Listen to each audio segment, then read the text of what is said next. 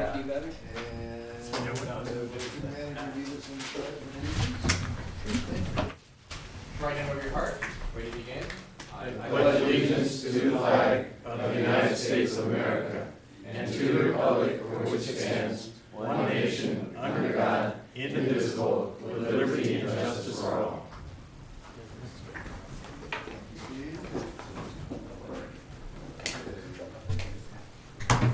Do we have public comment? It's not listed on here, but no, all meetings, no. Roll call. Yeah. Okay. Do we have any here? You want to do roll call? What? Roll call. Oh, yeah, okay. Mayor Johnston, Here. Mayor Pro Tem Wyrick, Here. Councilmember Blatz, Here. Councilmember Francina. Here. Councilmember Haney. Here. Okay, we have a quorum. I have two cards. One says speaking on item number 1, and one doesn't say what they're speaking on, but, okay, so we don't have any general comment card. Yeah, that would be me. Your general comment? Oh, okay, come on up, Mark.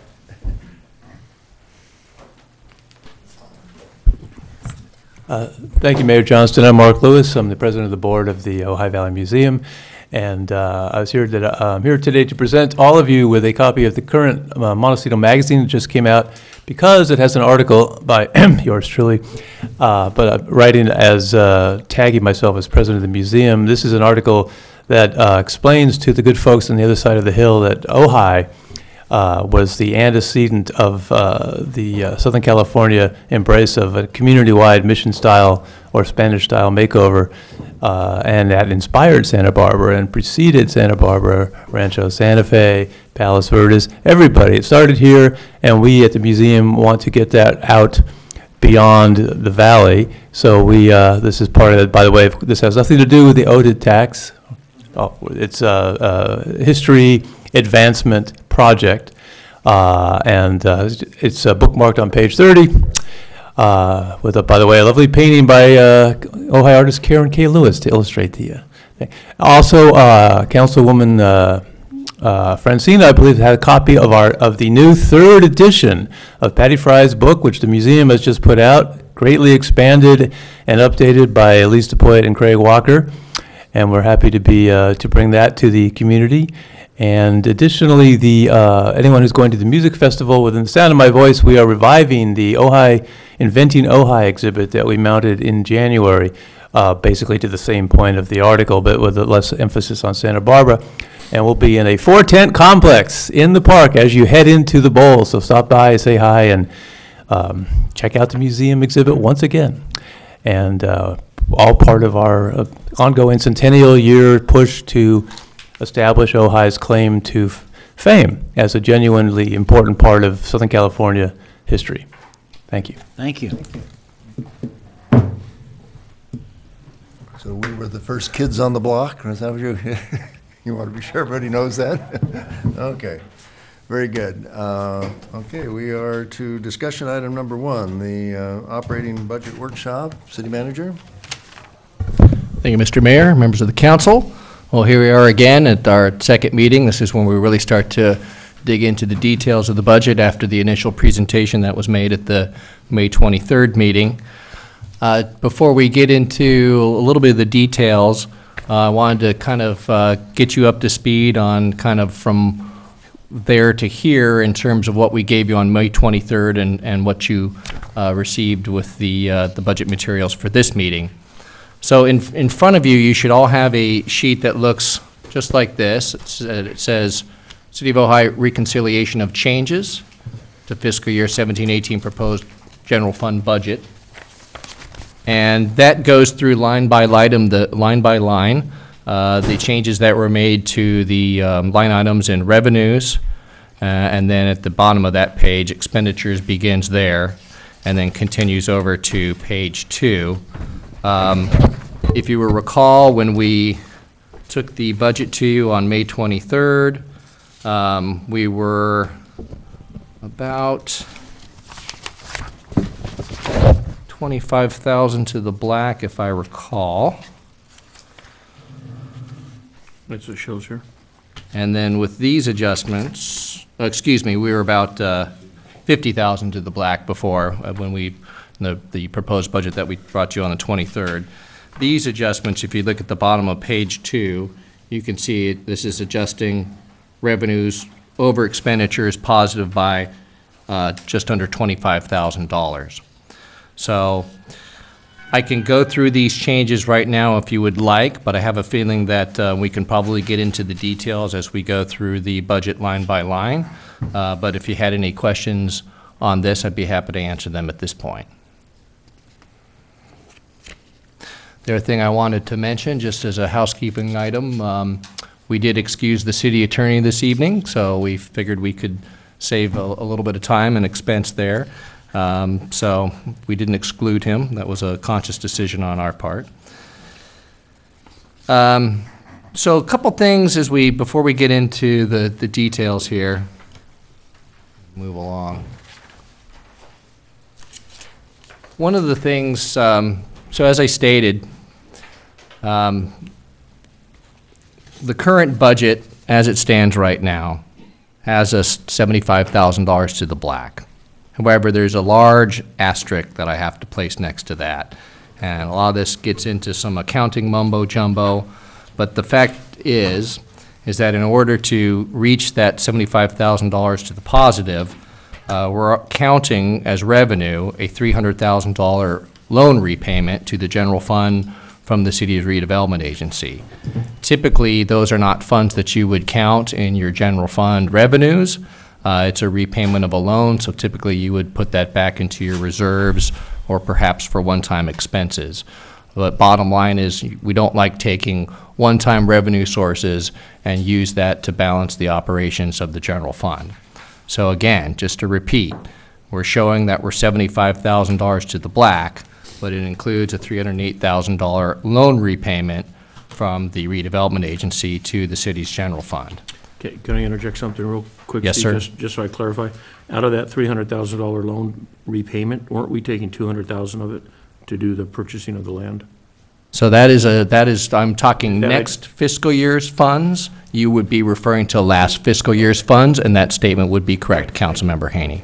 Thank you. So this would be looking at the repayment that we're expecting to get in the next fiscal year. Mr. McClary, why wouldn't we take that and put it towards surplus and just use other funds that are available for the general fund?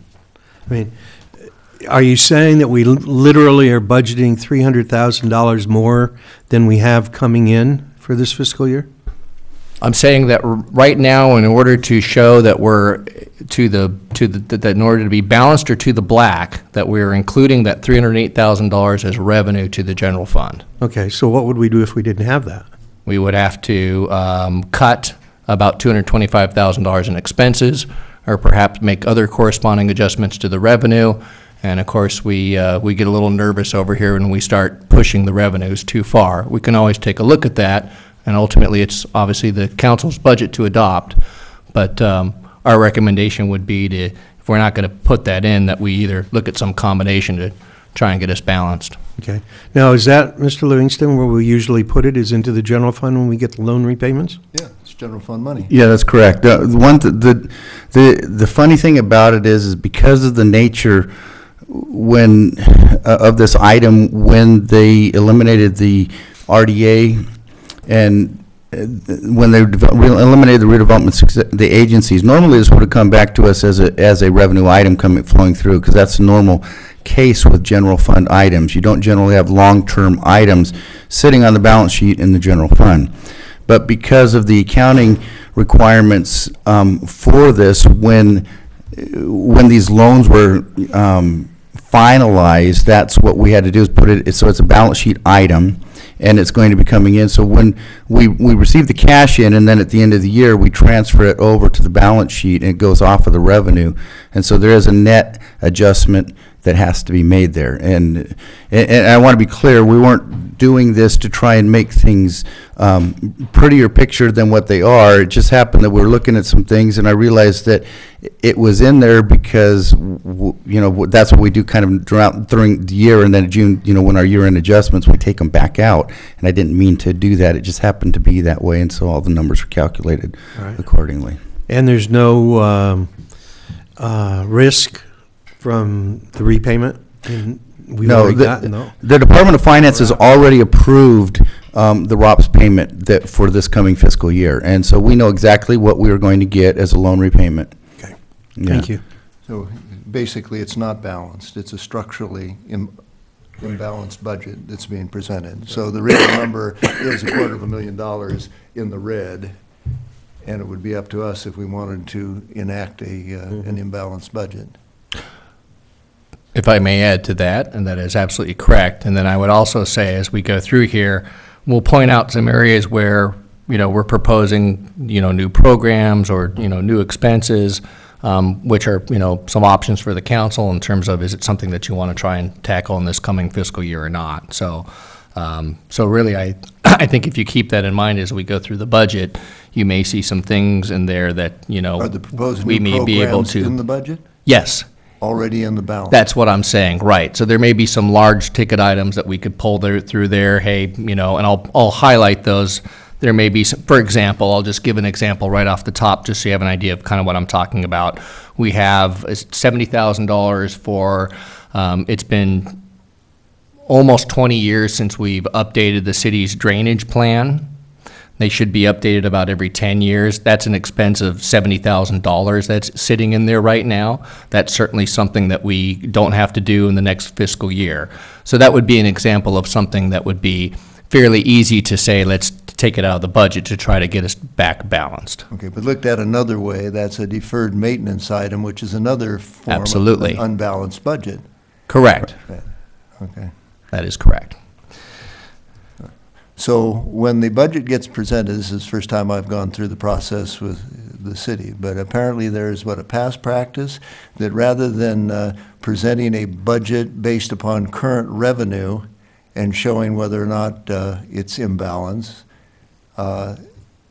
we sort of, I should use the expression from Greek mythology, a Procrustean bed, where if I'm too long for the bed, they cut my feet off. If I'm too short, they stretch me. That's what it seems like we're starting out with this squeezed into something that creates the expectation that, hey, we're balanced within a few dollars, when in fact, we have not taken into account unfunded liabilities and deferred maintenance, plus we're using money out of what would be in our reserve, if I understand this correctly. Yeah, I don't know if it's necessarily that it's been a past practice to do that, but I would certainly argue that it's not a good practice to try to follow going forward. As you stated, you really need to look at things in terms of what you're addressing in your general fund, and when you get repayments like this, they really should be going back to the reserves. I will mention, though, that one thing that there have been some past practices where they had under-budgeted some of the items. And as I was going through, one of those in particular was salaries and benefits this year. I was going through and looking at those, and I realized that there were some methodologies involved where they were looking at COLAs, but not step increases and other things that would happen, potentially throughout the year. And so some of those things were added into the budget numbers this year that had not been included in prior years, but they're real numbers. And so I felt that it was appropriate that we put those numbers in. So as we've gone through, we tried to fine tune things and make it a little bit more on the real side of things rather than doing the practice that some people have. Well, we try and make the numbers, as you said, make them fit.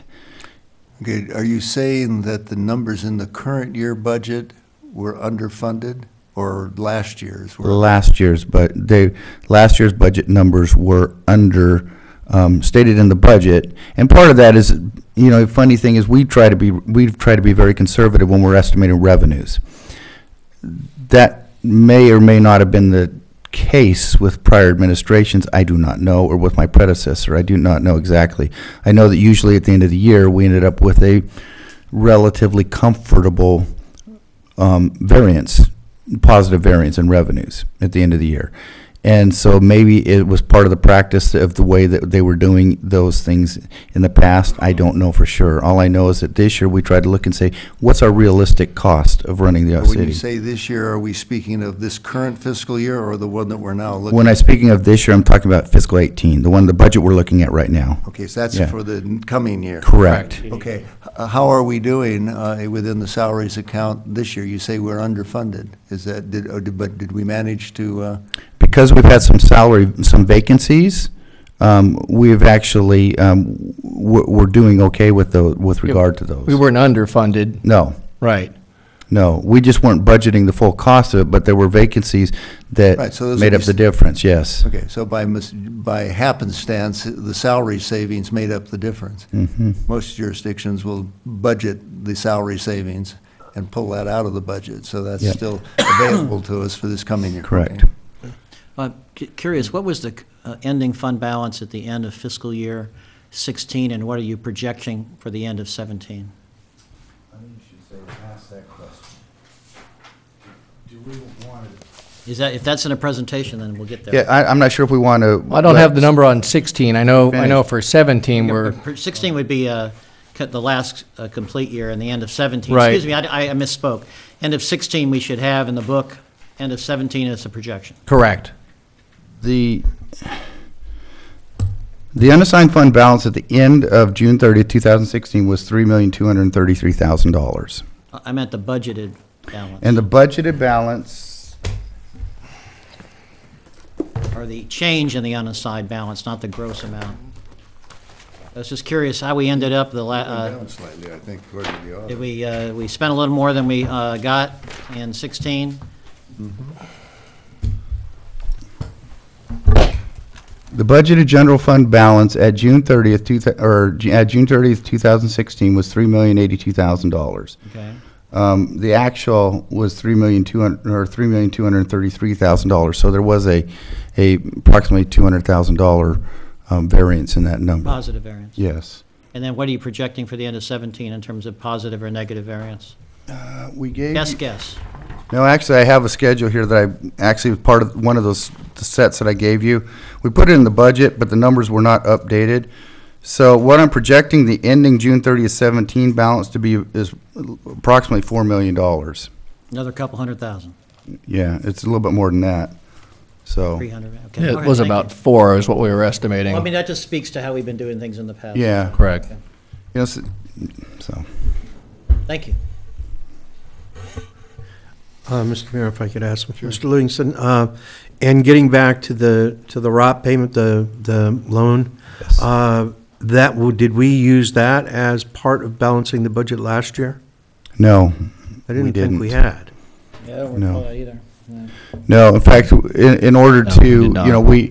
we did bring that money in as when we were going to use it for the $200,000 for that, we brought that in as a revenue and then transferred it over to the capital projects fund. For the purchase of the For the property. purchase of the property, Right. the That was a $200,000. non-recurring purchase. I like Correct, to get right. too close to this microphone, so. So, my recollection, having been through 5 or 6 of these now, is that I don't recall, even having been the chairman of the successor, the board for the successor agency, I don't remember us using those loan payments to fund the general fund ever until this year. Well, we didn't actually, we started receiving loan payments in 2015. Right. That was the first year we received loan payments on the redevelopment, from the redevelopment successor agency. That was the first year it was allowed. And so we did not have that in the 15, 16, or 16, 17 budget. The tricky thing is that when we bring it in, you know, when we receive the cash, it gets posted to a revenue account, and then at year end, it gets reversed out and transferred over to the balance sheet. So that's part of the error of why that ended up staying in there this time around. Right. It was just a slight. And how many yearly payments of $300,000 do we have still yet to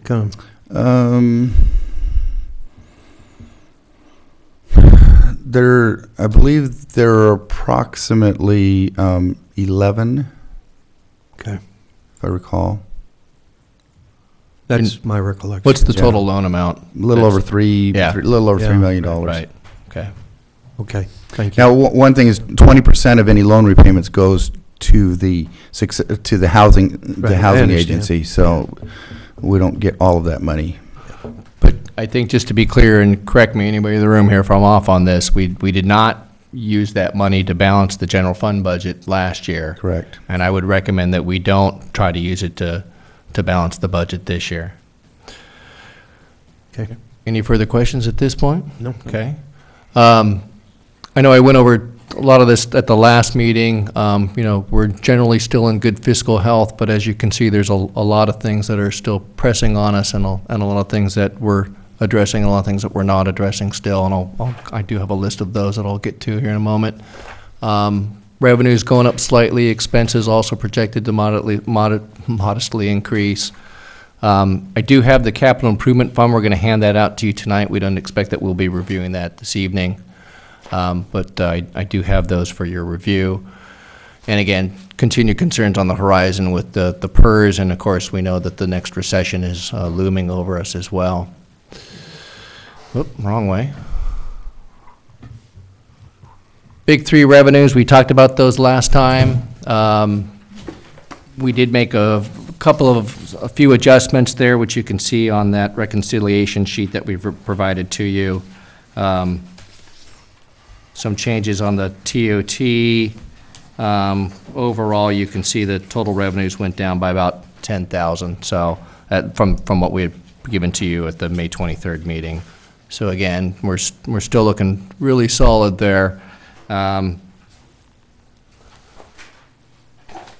keep hitting the wrong button. This is the chart that I messed up last time. So this just gives a real quick overview of where the funds go in the general fund, or where the revenues are coming from. You can see TOT is a big chunk there, 2.86 million. Sales tax, 1.62. Property tax, 1.76 million. Recreation revenues, we wanted to highlight those. It comes in about a little over $500,000. And then we have a rather large category, which I don't really like, whenever you have something that's other that seems to be as large as some of the other categories, but we have 2.82 million in other revenues. A lot of those are in fines or transfers or Business license and various different thank you. things. yeah. Right, like And- repayments from Caltrans and Well, things like that. The two biggest items in there is the business license, and then you have the motor vehicle in lieu fees from the state. Thank you, Rudy. One of these days I'll get this right. Projected general fund expenses. As you can see, we have a very large commitment with public safety, with the police department. 3.12 million is budgeted for that. Recreation comes in at just under $1 million. And for those of you who have a real good memory, you can see that there's a deficit there in terms of what we bring in and what we pay out in recreation, and of course that's subsidized by the general fund. Administration, which includes everything, admin, finance, CDD, all that, or excuse me, not CDD, total 2.2 million. Public Works total cost is 1.93, and CD 1.15 million. And then we have just under $1 million in capital transfers planned to go out. And as I stated, police and public safety is really a big ticket item. There's not much that we can, not a lot of options that we have there. I think we're very happy with the service that we get from the Sheriff's Department, but it does mean that we don't have a lot of wiggle room in the budget once we have that big bill paid. Retirement and the retiree medical, the OPEB, those continue to be future liabilities that the city needs to deal with. We are working on a pay-as-you-go basis, and it's a little difficult to put these in terms of any type of annual cost, but right now, and of course this goes out over many, many years, but right now the total liability of the city and the retiree medical is close to $5 million, and it's close to $4 million on the retirement costs. And again, those are paid out yearly over many, many years. But that's the potential for us. That's the current obligation to the city. Are you saying that, did you say $4 million? or- Right, just For which? $5 million for the retiree medical and $3.95 million for the retirement costs. Okay, and that is the unfunded liability, or Correct. is that the? That's actuarially accrued liability, which includes the unfunded plus the current costs, the ongoing costs for future years. So what is the funding percentage of the pension fund right now? I believe it's about 80%, but let me double check.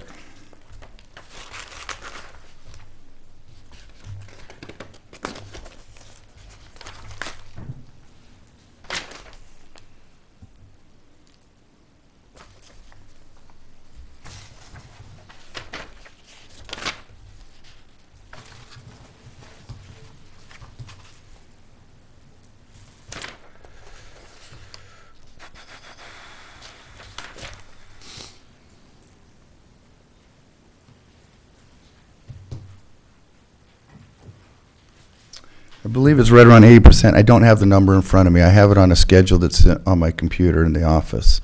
And this is from PERS, that they say Correct. that right now under our contract, we're 80% funded? Yeah, roughly that's where we're at, So- right around there.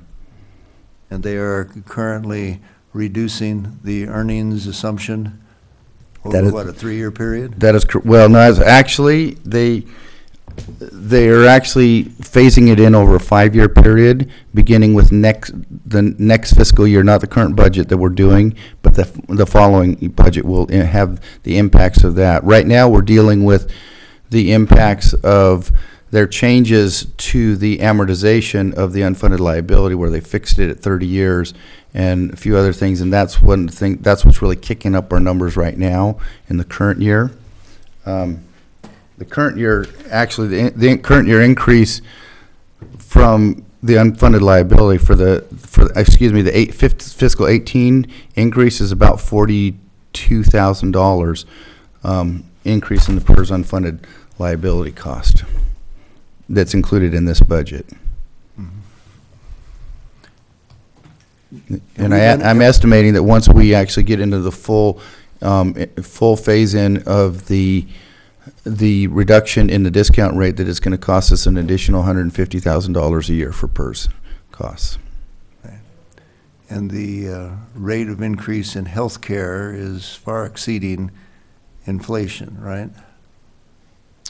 It is, however, the costs of the city Always. haven't, because of the mix of plans that people are using, has not seen as dramatic of an increase, but that's true with the employee medical, the retiree medical, because all of those, once they hit 65 years old, then they have to go to a Medicare supplement plan, and so the costs are much lower to the city, and those costs have not been rising at as high of a rate as some of the other plans. When you say the other plans, are you talking about the other plans like Tier 1, Tier 2, Tier 3? What plans are you speaking? No, I'm talking about the city's plans through PERS. Actually, we have not seen huge increase. We've seen some in some plans and some, the mix of plans, because we offer about 10 different plans to city employees, and the cost depends on which plan it is. A majority of our providers. Yeah, majority of our employees are in HMO type plans. These are the current working Current employees. employees. I'm speaking of the OPEBs. The after The they OPEBs. retire.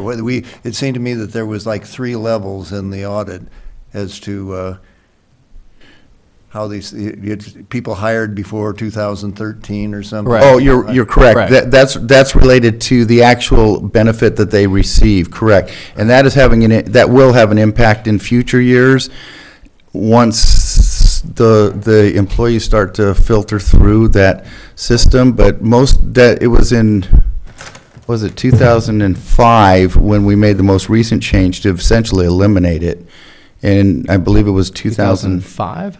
Yeah, before I got here, in 2001, or no, it was before 5, it was 2003, I believe it was, and about 2001 is when they had the second tier. Most of our employees that are ending up in the retiree medical are in the first group with the higher benefit, so it's going to take a little while for those numbers to flow. Well, to- one of the changes was that we were giving the lifetime retiring medical, and that changed, I want to say, in 2011. Yeah, And then it changed that you had to have at least, 10 years. right, And you get the minimum required Right. contribution if you're here 10 years. right.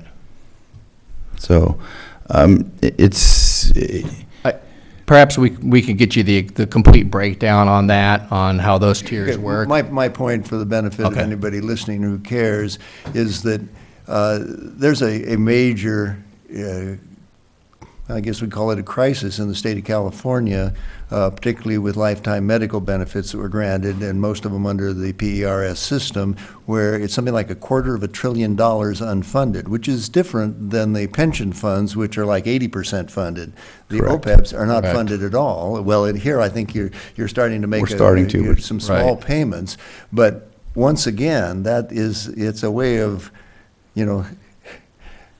spreading it out over, 30 years or something, which is pennies a day. But what it does is it reduces the pressure to decide on those things now, just like the deferred maintenance on our streets. I know that Correct. the city's, and the Public Works Director has made a really good effort in the last couple of years with the council's support.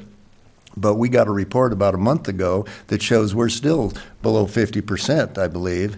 And in one case, we were pushing for a cul-de-sac to be paved for $16,000 that was named after our former chief of police, Vincent France, and it looked like something out of Syria after something had been bombed out because nothing had been done since the 80s. And so these are things that we need to be thinking about when we think we have checks left or money.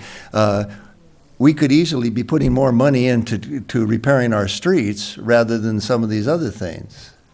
So it's a little difficult to know how to approach the budget when it's presented as though it were balanced, and it really isn't. And then the expectations, I assume, of some of the folks here in the audience who would like to have some increases in their budgets, and most of their budgets are what we would call discretionary. They're not mandatory. They're not like public safety, law enforcement, the things we have to do. So the picture right now is not real clear. Okay, well, Bill, you go. Just a couple things I want to mention. On your terms of your City of Ojai general fund sources, by the way, that's not, as opposed to sources, and uses on this handout.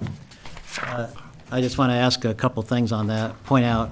Number one of the biggest drivers on the expenditure side, very close, in fact, to the redevelopment fund payment in magnitude, is the increase in the police at approximately 8.2%, which is about 5 times the current rate of inflation.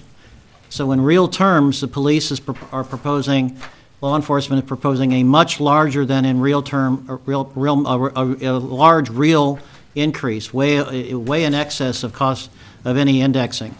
And I just want to point out that I'm looking at the general fund sources and uses, looking at the final budget 2016-2017 versus proposed 2017-18, going up from $2.88 million to $3.116 million, an increase of $235,930, which is 8.2%, roughly 5 times the rate of inflation expectations. And that's being done without any contract updating for 40-something years, 50 years, 40 to 50 years. In other words, there's been no contract update for the largest single expenditure in this budget for decades. We've asked for that. The sheriff has said he was going to, suggest some contract updates and get into a discussion of this, and for 2 years now, he's not done so. I have a problem with that. And furthermore, you mentioned there is a procedure we're supposed to have where the level of services requested for the next year comes before council for review. Yes, and I mentioned at the last meeting So that that's we're scheduled to gonna come do on the that. 13th. But I just want to point out that one of the biggest drivers here, there's 2 big drivers on the expenditure side, in addition to the things that the mayor was talking about. One is 5 times the inflation expectations for police services. That's a big number, big increase. Without a contract update, that has been asked for and was in good faith supposedly happening for the last couple of fiscal years, and it has not happened. And then the other thing is Public Works is up 11.5%. So I guess we'll be focusing on that as well. But the increase, the structural issues come down to really just, there's another increase there for recreation, but that's pretty much balanced or closely balanced by a little short on the revenue side. But in terms of the two drivers on the expenditure side, it's really two categories. Yeah, and I'd like to point out that the increase for sheriff services is actually 4.2%. Right. The balance It's of that. showing 8.2% on this. The balance of that is related to other costs of, for instance, the employee that we have over there with benefits and other expenditures that we have that the city pays for outside of the sheriff's contract. So, Like the building? yeah, so the actual increase for sheriff services is 4.2%. However, that is still it's higher than the inflation rate. Right, So which would be expected when you consider the cost of public safety and the benefits. And the sheriff's contract includes those, whereas in our case, we haven't included them fully for our own employees. If we did, we would have more like 4%. Well, so you're saying half of this is for other things. Services that we ordered apparently, Okay, or. are we increasing rent? We're increasing salary of a person that, there was an issue of the percentage division of the. No, there's no change in salary. Okay, Other so than- where's other than the four- requested- Where's the other 4% coming from? There's a 2% increase in the COLA that's built into here. Let me, Okay, but that's subject to council. Okay, so I'm That's just. correct. I'm just pointing out that I was just looking at the general fund roll-up, and the big increases in expenditure, $500,000 roughly, $4.75 million is those two two categories, Public Works and Police. Yeah, well, I would just be very cautious, and I think we have to look at the detail on the numbers. No, I and understand. Just to point out on the police line item, and not to take away from your point at all, because I understand your point, but if you look at the actuals for the police in 14-15, they were at 3.148, 3.131, and 15-16. So yeah, you're right, there was a big drop from 15-16 to Big drop. 16-17, and now we're back up to where we were in 15-16, 14-15. So I'm question just- would be, what's the change there? I'm just Right. making a mathematical statement. Right, yeah, so your math is correct. part of the issue is the 4.2% increase is based upon the estimated current year expenditure, which is actually higher than what was budgeted last year. That's why, so if you're looking for budget to budget, you're right. It is, from last year's budget, there's a significant increase because the actual expenditures for the sheriff's department are coming in higher than what was in the budget last Well, I year. find that interesting too, because we're supposed to approve a level of services, the sheriff proposes cost for those services. So why are they coming in more than what the sheriff said it was going to cost? The reason is because our estimate, this 4.2% that we have now, it's based upon. He's talking Right. last fiscal year. Yeah, it's based upon last fiscal year's actual. So they give us an estimate that is based upon the prior fiscal year, and that's the best estimate we have, so we use that for budgeting the I thought the future. contract said he's supposed to specify what the cost of those services is going to be when we approve it. I haven't read the contract, so I couldn't speak to that Okay, I point. think it's kind of squirrely. We'll talk about it more. Okay. Yeah, I think we need to But look at the detail and the point numbers. that you're making, there's 2 points. One you're making is the basic service contract from the county has not been revised, but the actual cost to us, or to the clients, those who order contract services, is really in the rates being charged and the amount of service. Right. So even if the contract never got revised as far as the service agreement, that wouldn't affect what our costs are. What affects our costs is what it costs the county and the sheriff's office to produce a police department, which they then provide to us. So if you look at the numbers in terms of most public jurisdictions, 40% to 50%, somewhere in between there, is what you usually spend on your police function. Right now, we're spending what on a police function? More like 30-some percent? Yeah, but Yeah, so in that sense, you can go back into business for yourself, but you pay more money. My issue more is just following procedures. We contract to pay a certain amount. I believe they propose a level of services and the cost of those services. Council approves it. Then why aren't those cost of services, until the next adjustment, They should be, Right, okay, that's That's a a separate good issue. question. How do we go about, there is a timing issue between when the county sets their rates.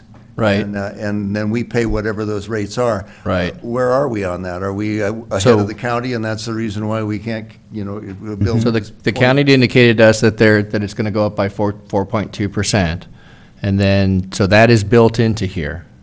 Okay, so it's like a labor contract guess for a That- future year. that's right. It may be higher, it may be lower. Correct. Right.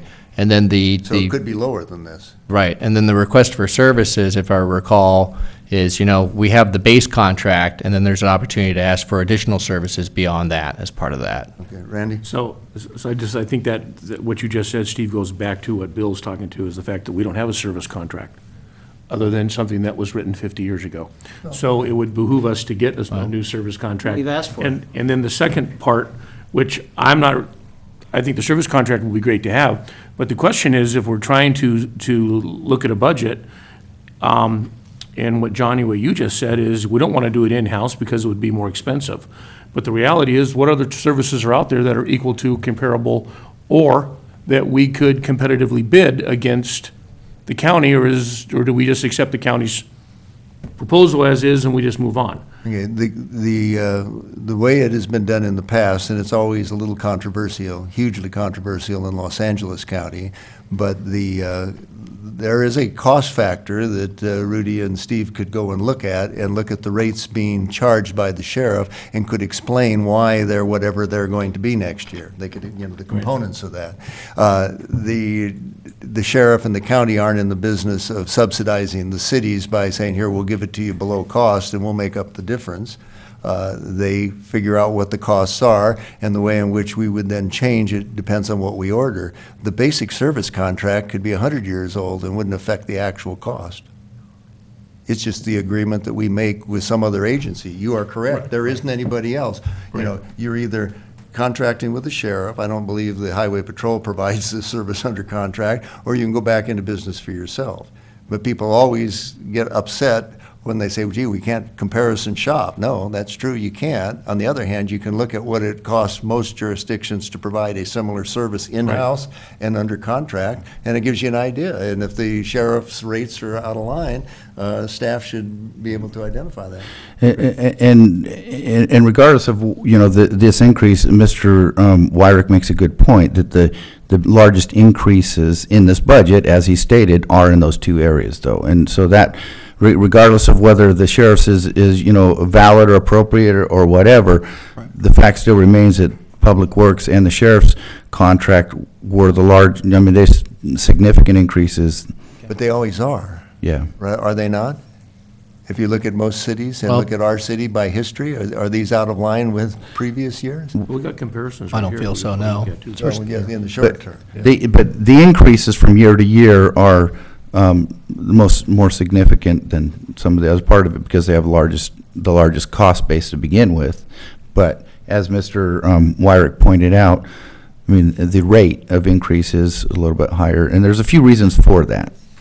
And as we go through this budget, thank you. we can talk about some things. All right, moving along then. Other strains on the budget, maintaining the city infrastructure, as we've talked before, and as the Mayor Johnson alluded to or spoke about, the need to maintain our streets and our sidewalks. We have, as it was noted in the recent staff report from the Public Works Director, we have a $70 million infrastructure investment into our streets and sidewalks. We've got 33.2 miles of streets in the city, and we've been putting away, we've been trying to reach a target of $500,000 a year, and that would, right now, our pavement management index is pretty low. We're at, I think we're rated at about 56, and we want to get up at least into the 70s. And if we commit $500,000 a year, we expect that we would see 7 to 10 point improvement every 10 years. So even if we were to stay putting $500,000 into the streets, it would take us probably not until the year 2037 where we would actually be looking at a pavement management index that would be in the 70s, in at least the average or the decent range. And then the other estimate that we came up with, which was in order to reach that same level, actually the number we came up with was a pavement management index of 73. If we were to reach that in 10 years, our estimate is that it would take $1.7 million to do that. So that would be an additional 1.2 beyond what we're putting into the capital improvement fund right now. So that would be if we were trying to get back up to where we needed to be in a 10-year period. Does that factor in what would be considered an industry standard for maintenance and repair of streets, which is usually like a 15-year cycle? That's my understanding, right? But you just described something that isn't, we aren't going to catch up until 30, what'd you say, 37? If we're only putting in $500,000 a year. Right, so right Right. now, we're falling behind as we're doing what we're doing. We're not putting enough money into the roads. Because by the time we get out there, we're going to be sliding back. No, actually, we think that we would be seeing an improvement of 7 to 10 points every 10 years if we put $500,000 in. So we're, But well, I could be wrong, but that seems like that's assuming that nothing is deteriorating as we're moving. oh, I forward. understand your question. Yeah. So I get the question. Exactly. Yeah, I'll have to check with the Public Works Director in terms of how he came up I with mean, that that. would be an ideal place to take one-time money coming back from an old loan that was made to redevelopment and Right. put it into the infrastructure of the city, where we, instead of pushing this off on our prodigy or our Right. inheritors of the debt. Absolutely. Well, that's the whole thing with payment management. You spend $1 now and you save $5 down the road. So the more money that we can put in now, we save money because the streets aren't deteriorating as fast. And so it's Right, simple about 10 math, to right? 1 between slurrying and maintaining versus letting them fall apart and rebuilding them. So it's not Right, so it behooves us to stay in front of it, right? I just needed a clarity, some clarity between you and maybe Rudy. Sure. But, we're, on the revenue side, it shows the TOT to Capital Improvement Fund. Which chart are you looking at, Looking at your Councilmember? general fund sources and uses. Uh-huh, Sources. thank you. Oh, Sourcers, Cerces. It's a national The academic Sursus. firm. It's I've been sucrase. there. There's It's certain Spanish words for that I sugar. misspell all the time, trust me. I just needed, so when you say revenue, but you show the TOT Capital Improvement Fund as a negative, correct? That's correct. So we have the TOT revenue coming in gross, and then we have the amount that's going to the capital improvement fund as a negative. That's correct. Okay, so I was just wondering why that wasn't carried over in an expenditure, but you're just carrying it over in a different manner? You're showing it as it comes in through TOT, we tag a percentage of that, 20% of the TOT. Right. And we're gonna put that into CIP. Well, The reason there are no expenditure there is because that goes directly into Fund 31. Okay. When we record the revenue, 80% comes in the general fund and 20% goes into the CIP fund. It's presented this way so that we can see the numbers here. Yeah, but that's why it looks like a negative. Yeah, I was just wondering if it looks like an expenditure, and I'm saying to myself, why is it in the Yeah, because The revenue side, but it technically, should be on you could keep that money in the general fund. okay, Since the transfer out, right? Right. right. Okay. And obviously, we have city facilities and buildings and city parks and grounds. We've never done a study in terms of coming up with what we think what it takes to maintain those every year. I think that would be something good for us to work on moving forward. We have some ideas, we had a rough idea of what we think it would be, what we think it would cost to maintain Libby Bowl. And that number's been placed at about $25,000 a year, and I think that's probably pretty low. That might address things like, replacing seats and, things that wear down, but it's not gonna take care of, like if you need to do a rebuild in 40 years or something like that, so. Is there anything in the budget for the parking lot, the tennis and Libby Bowl parking lot? Yes, there is, and that's in the capital improvement plan. So if we could wait until we get to that, okay. May I ask a quick question before I forget about it? You bet. You have the property tax on the general thing going down. Right, Final budget 16-17 to propose 17 to 18. right. And then on page 31 of the budget narrative, it says, We expect that property taxes will continue to grow in the coming years, and staff has included a 2% increase from the estimated fiscal year 16-17 revenues in the budget.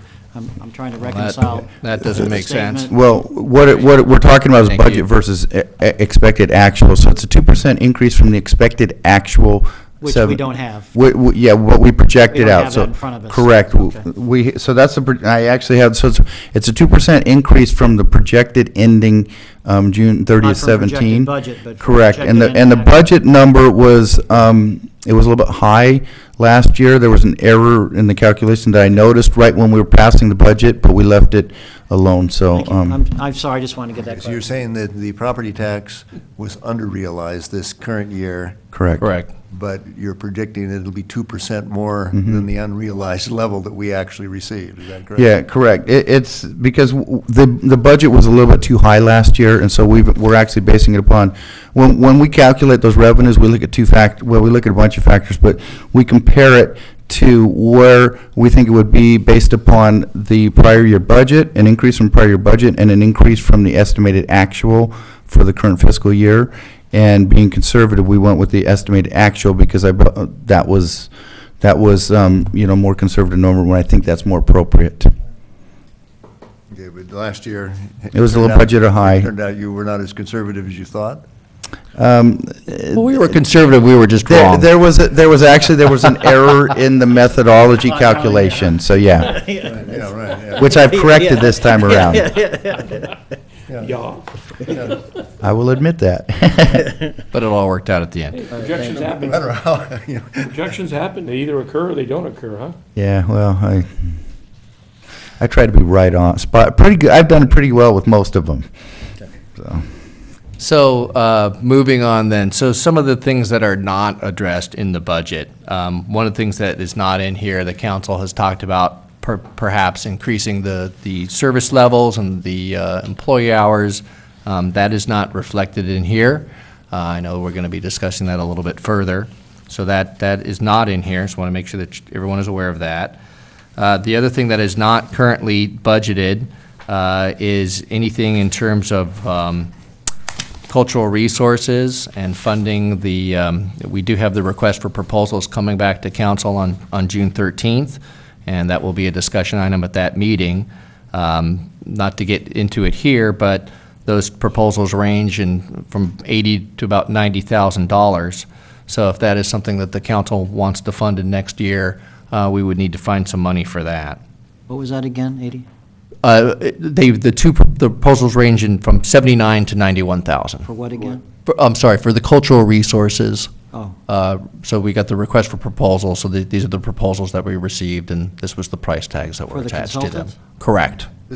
This is where things went awry when we talked about piggybacking the county, who was not doing what apparently was rumored they were doing. They had no consultants, so there was no economy No. of scale there. And, Right. nothing to try to replicate. Right. I just wasn't sure my ears were hearing right there for a second. Yeah, They weren't, but they were for hearing. right? Yeah, I had to hear that a couple times as well.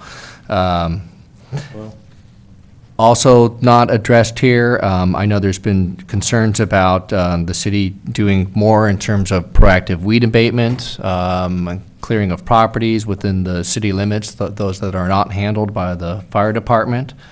So that is not something that we've had a chance to put any type of a dollar figure on, but we would be happy to do that. But again, that's something that is not addressed in here. But wouldn't that be a, Charge the property owner. yeah, wouldn't that be a cost to cost? In other words, if we had to do someone's weed abatement, we're going to bill them back for the hours spent doing that? So it's not Perhaps necessarily a, there may be needs to be a some, budget item, but it's not necessarily an increase. It's the same You'd thing have the county to, does. you know, you'd have to It's- fund it or capitalize it. Right. and- Right. right. Same as we do code enforcement. Right, and I was going to state there is some opportunity in there to perhaps move some code enforcement time over to that. Also, that not addressed in this budget, there's been a long-standing desire to do a general plan update. We have several elements that do need updating. That's not addressed in the budget. We're also continuing to struggle with finding enough space for everybody in City Hall. We do have a space and needs analysis, which is going to be presented to the City Council in an upcoming meeting, but that is another issue that we have. We're we're starting to get our positions filled, and we're running out of space here. Bunk beds. And then we haven't, there's nothing in here that really talks about, we're acquiring that piece of property. If there's any desire to improve that, that could be perhaps something that we looked at in the capital improvement plan. There's a whole number of other issues out there, whether it's what are we doing about water quality, water supply, issues like that. And then, of course, we haven't ever really gotten into a discussion about affordable housing and the use of the city's housing fund. And of course, that's not general fund money, so it's a bit off topic here. But these are all potential things that are weighing down on us. Is there some money in the housing fund? The housing fund has a current balance of $200,000 approximately. We expect that balance to raise to $277,000 in the end of this fiscal year. And we'll expect that balance to go up again to about $329,000 by June of 2018. So we do have some funds coming into the housing fund, but sounds like a lot of money, but it's Okay, not well, when you start spreading it around. Yeah. So, anyways, those are just touching on some of the other budget constraints or areas that we're really not addressing on this budget. Moving on, I think we've already covered this at the last meeting, and we'll talk a little bit further in detail about revenues and expenses as we get into the details here. We talked a little bit about our general fund reserve. The reserve policy is that we're supposed to have 50% of the adopted general fund operating budget. So that current figure would be $4.63 million. Of course, that changes each year depending on the level of the general fund is adopted by council. And really the idea with the reserve is to build up as we're able and then try to use that during the lean years to avoid or reduce painful service cuts or layoffs of employees. And the June 30 projected balance, $3.85 million, is based on the projected ending balances for the revenue and expenditure side going directly Yes. into that reserve? Yes, it Correct. is. Thank you. Yep. And we left this up here. We had an explanation from the finance director last time in terms of the differences between reserves versus cash. We won't go through that explanation again tonight, but just for the purposes of everybody out there, there's a big difference in terms of what we show in terms of our reserve balance and what we actually have on hand with cash. I would say it's not a Sorry. big difference. There is a difference, though. Sorry. Thank Yeah, you. but we've talked about one of those items tonight, and that is that loan repayment. I mean, obviously, it impacts cash, but doesn't impact reserves, Well, financial reserves. Mayor, can I, it just seems, I don't know if we were presented with that last year when we made the decision to use the $300,000 for the one-time purchase. Because when you look at it from the reserve side of it, it wasn't very prudent to take that money and use it that way. It should have been applied to our reserves. So I don't think we had that discussion at that time, whereas this year we are looking at that funding source and we are looking at our reserves. So it is something to think about, that $300,000 and where it's going to be applied to. And- For this and coming it- fiscal year. And is that transaction complete now? We are close. Trying to think of where we are with, it has not yet closed, but we're getting close. They were still working out. So it's still an option, Randy?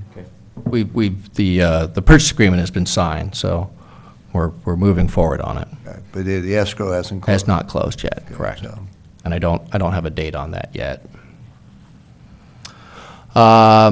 So obviously, the job for the city council here is we do need to adopt a balanced budget. And we do need to adopt something by June 30th of this year so that we can continue our operations on June 1st. We operate on a June 1st through June 30th fiscal year. Just a quick review of the budget calendar. We had the initial presentation on the 23rd. Tonight is the budget workshop. We have another budget workshop scheduled for prior to the regular meeting next Tuesday, June 13th. That'd be from 6 to 7 p.m. And we have a public hearing scheduled for that Tuesday as well. And depending on how far we get and what the council's pleasure is, we do have some opportunities if we want to schedule additional workshops and including, we have an open Tuesday in between the 13th and the 27th. I'm not sure what happened there, but I'm at the end of the presentation anyway, so perfect timing. With that, if there's any, I'll ask if there's any further questions. If not, we'll start going through, we'll start with the revenues and start going through page by page and see what your questions are or what your direction may be. My question, I guess, is I'm repeating myself, but, so we have presented to us what would normally be considered budget requests, and the council is going to sit and try to balance it, short of just dipping into the reserves? Is that the exercise we're about to go through? Well, I think really the main point for staff is just to go through and see what questions and comments the council might have. We could certainly, and then we'd be looking for some type of direction from council, and/or staff can come back with our own recommendations in terms of how we might be able to balance the budget. Yeah, I guess my expectation is that the staff would be telling us what we can afford to do based upon their best guess, and then we would have to make the difficult decisions as to whether or not we wanted to stretch things, or it seems like we're a little bit in reverse, but okay, let's go ahead and do it, and then we'll see how it goes. Okay. So if I could get you to turn to your budget book. Mr. Mayor, if I could, your comments are well taken by myself. I've often thought that the way we go through the budget process as a council is very much micromanaging very intricate portions of a budget. And I've always thought that the best way to do it would be the staff would present us with the overall budget as to what they need to operate the city for the year. And then if we decide we want to add this or add that, we have to figure out where we're going to get it from. But we're going to be going through each individual department and looking at each individual department and questioning each individual department. And to me, it's always seemed like that was not the best use of our time in looking at the budgetary process. Well, it's not the best use of our time, and we're not the best people to make those kinds of decisions. I mean, those are clearly technical and, financial and staff decisions. And, we're usually ones that want to be Santa Claus and hand out the good stuff to all of our constituents, not the other way around. This way, we not only have disappointed constituents that there are no presidents, but we've got to now figure out how to reduce the budget for the departments. I'm not sure how this is going to work, but let's give it a go. Well, I understand the concern there, and I apologize if that was the way that I led you to understand.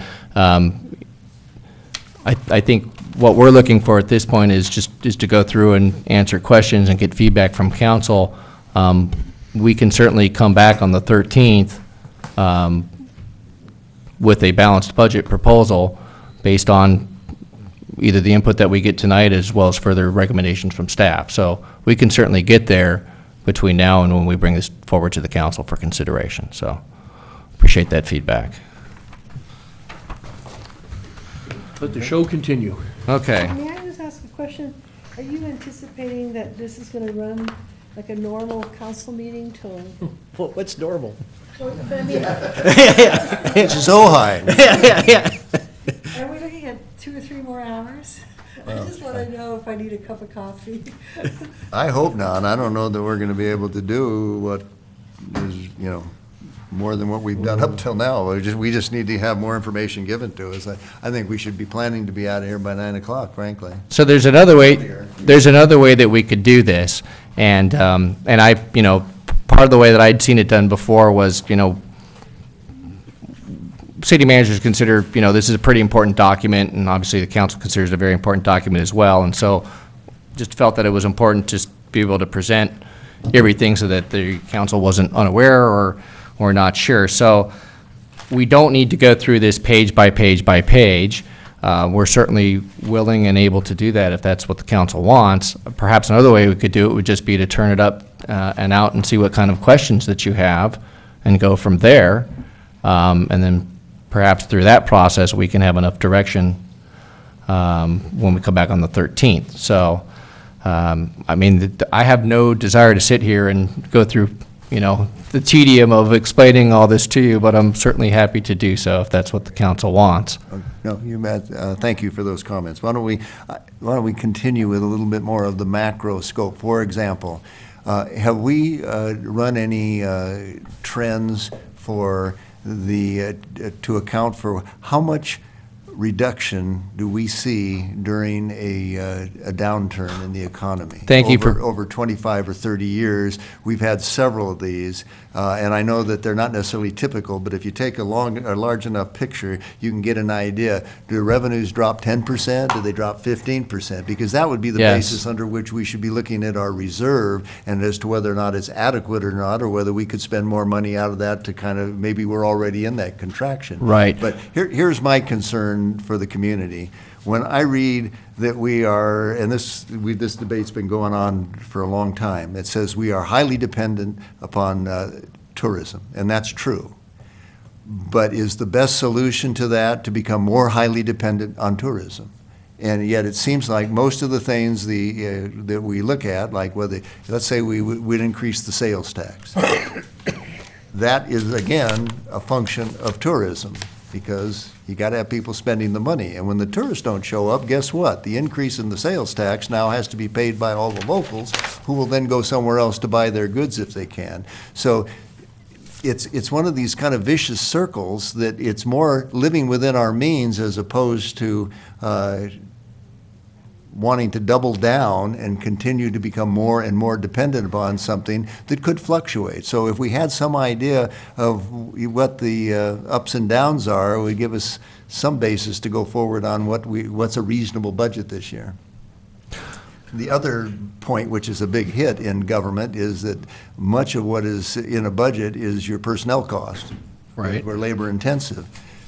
Do we have, I haven't seen it, you may have it, but where is the last outside salary survey to give us some idea of what the labor market is requiring and how we compare? Because if we get down to looking at staffing, because I know several of us up here, and when we had our offsite, the whole council has a concern that we improve our customer service in the city. And the way you do that is through office coverage and through training and through retention of qualified people. And that retention of qualified people or recruiting qualified people then goes to salary. So, you were chasing our tail if we don't have some of those fundamental documents, like what are the ups and downs during, we're getting close to a contraction in the economy. Agreed. No matter what we think. Agreed. And we're also in a situation where labor costs are a key issue. Right. And that goes to the salary survey. So we did do a salary survey, and we were going to present that as part of the discussion for closed session as part of the employee compensation. We did it ourselves. This isn't a. We did it ourselves. Yeah. And then, Rudy, you looked at some of the numbers in terms of what we saw in recent downturns? We went back to 2006, which had a little bit of a buildup toward, before the Great Recession. At the peak, our revenues peaked out at $8.4 million, I was looking at the budgeted column.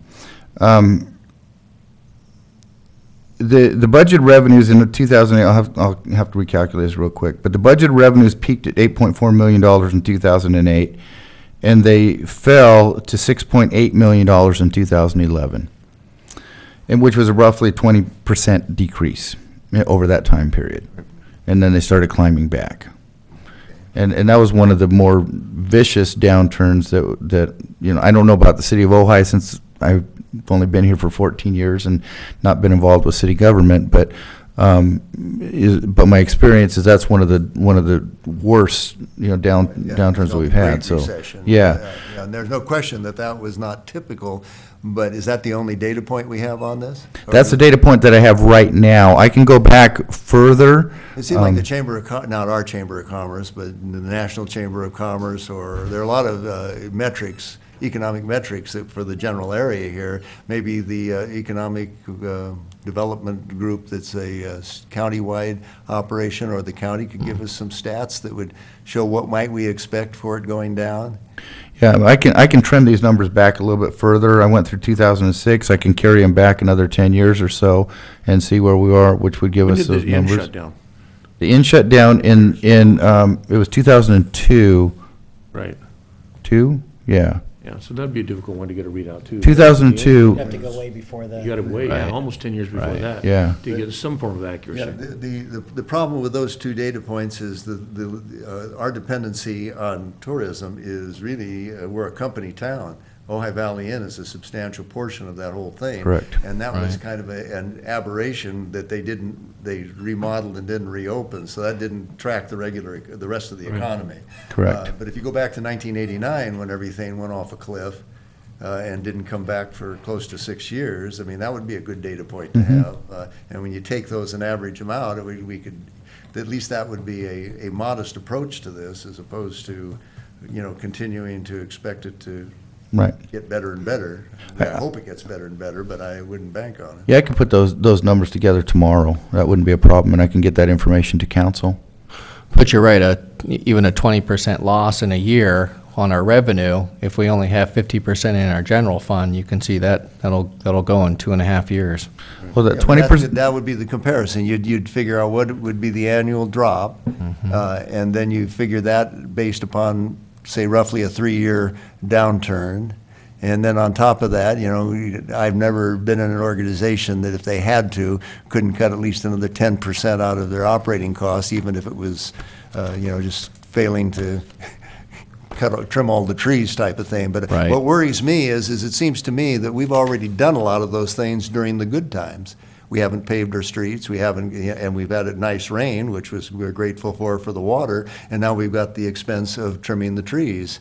We've also got the expense of cleaning the weeds, no plan's perfect, I realize, but those are things that if we start planning for, Bill was saying just before the meeting started, he just came from, the sanitation district, and they did a 20-year sustainability plan. And I mean, that is a really sensible way to approach this, to say over 20 years, what do we have to be doing now so that we're not just pushing all this stuff forward, and then we have another big recession, and then we're really in trouble. So. well, it's on my work plan actually to get a 5-year projection and then start moving that out further for the city as well.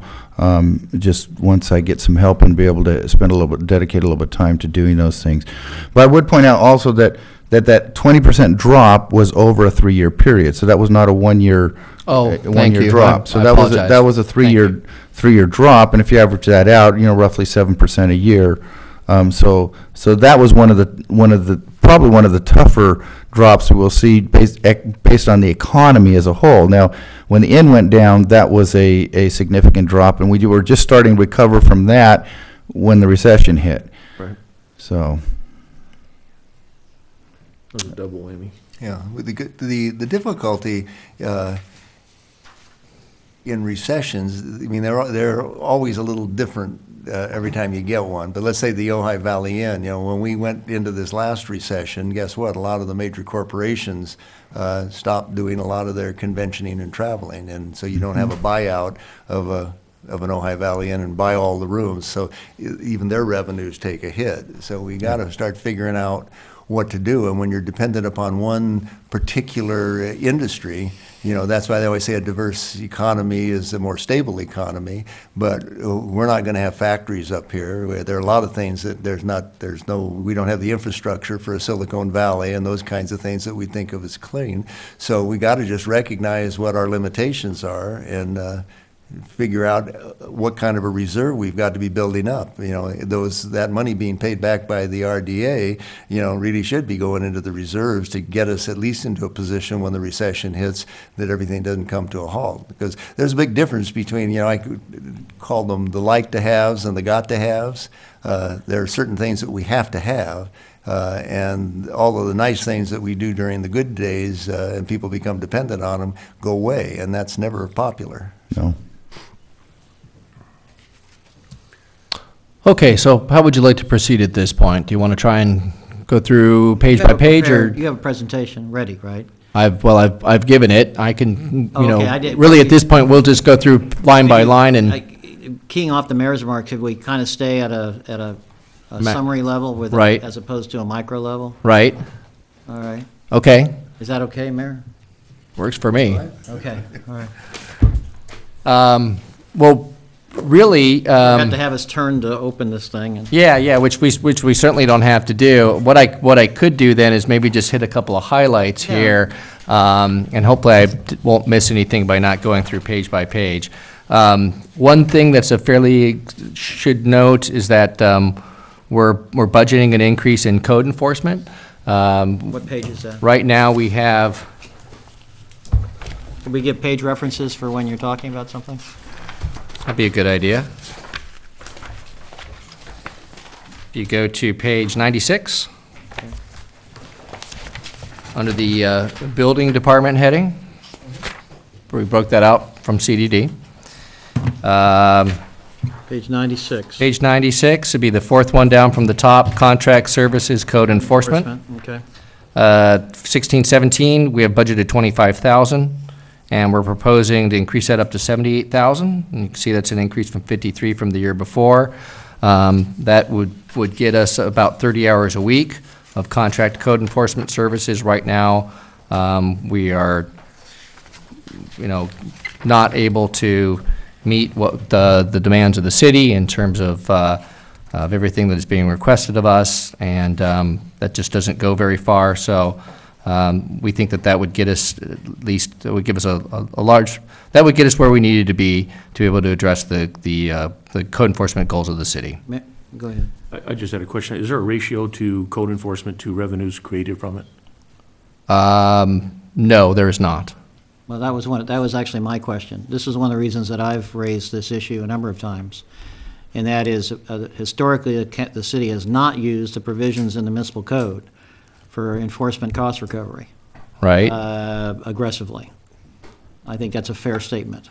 Well, I would agree. I don't know how aggressive is appropriate, that's a policy decision, but the point is that it's the history that I perceive, and you can correct me if I'm wrong, is after citations, it just kind of sits there.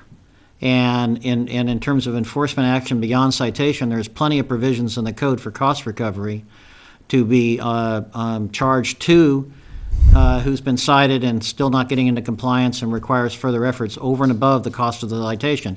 Kind of analogously to when you get a speeding ticket and your court costs end up being a lot more than the fine, all right? Of course, that's it if you pay the fine right away. But what I'm trying to say is, we've not done that.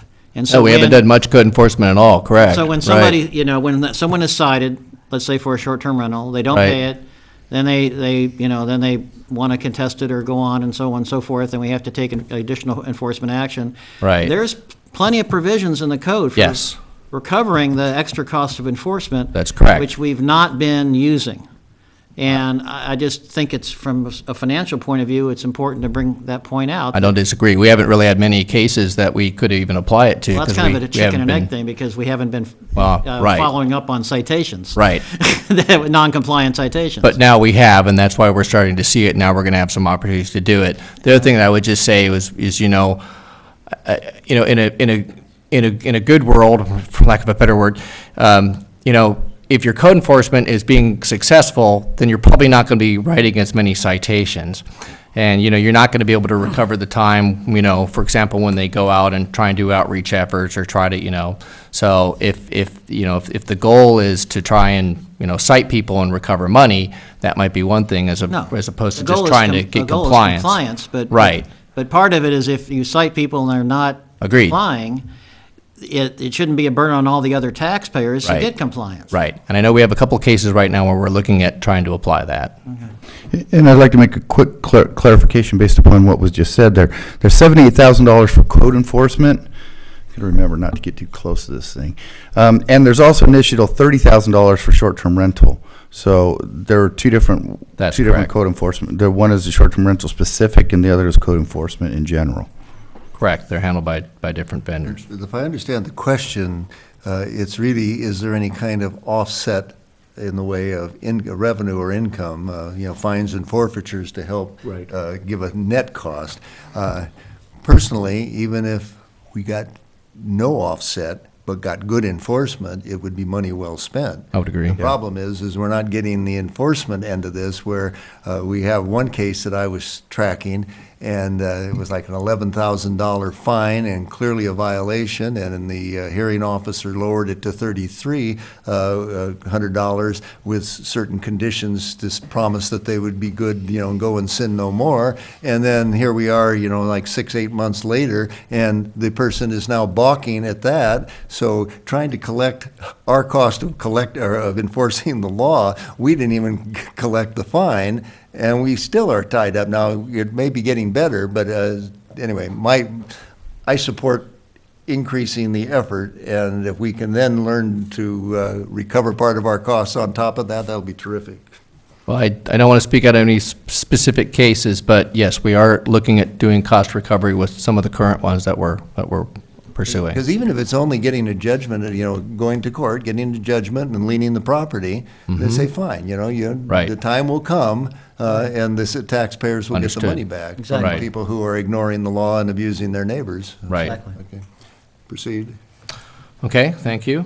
And I'm sorry, I'm jumping around here a little bit. I'll have to find this. Rudy, can you help me find in the budget here, is it under, because it's going to be under Public Works, we have an ADA implementation plan. 1601. Let's see if I can find this for you.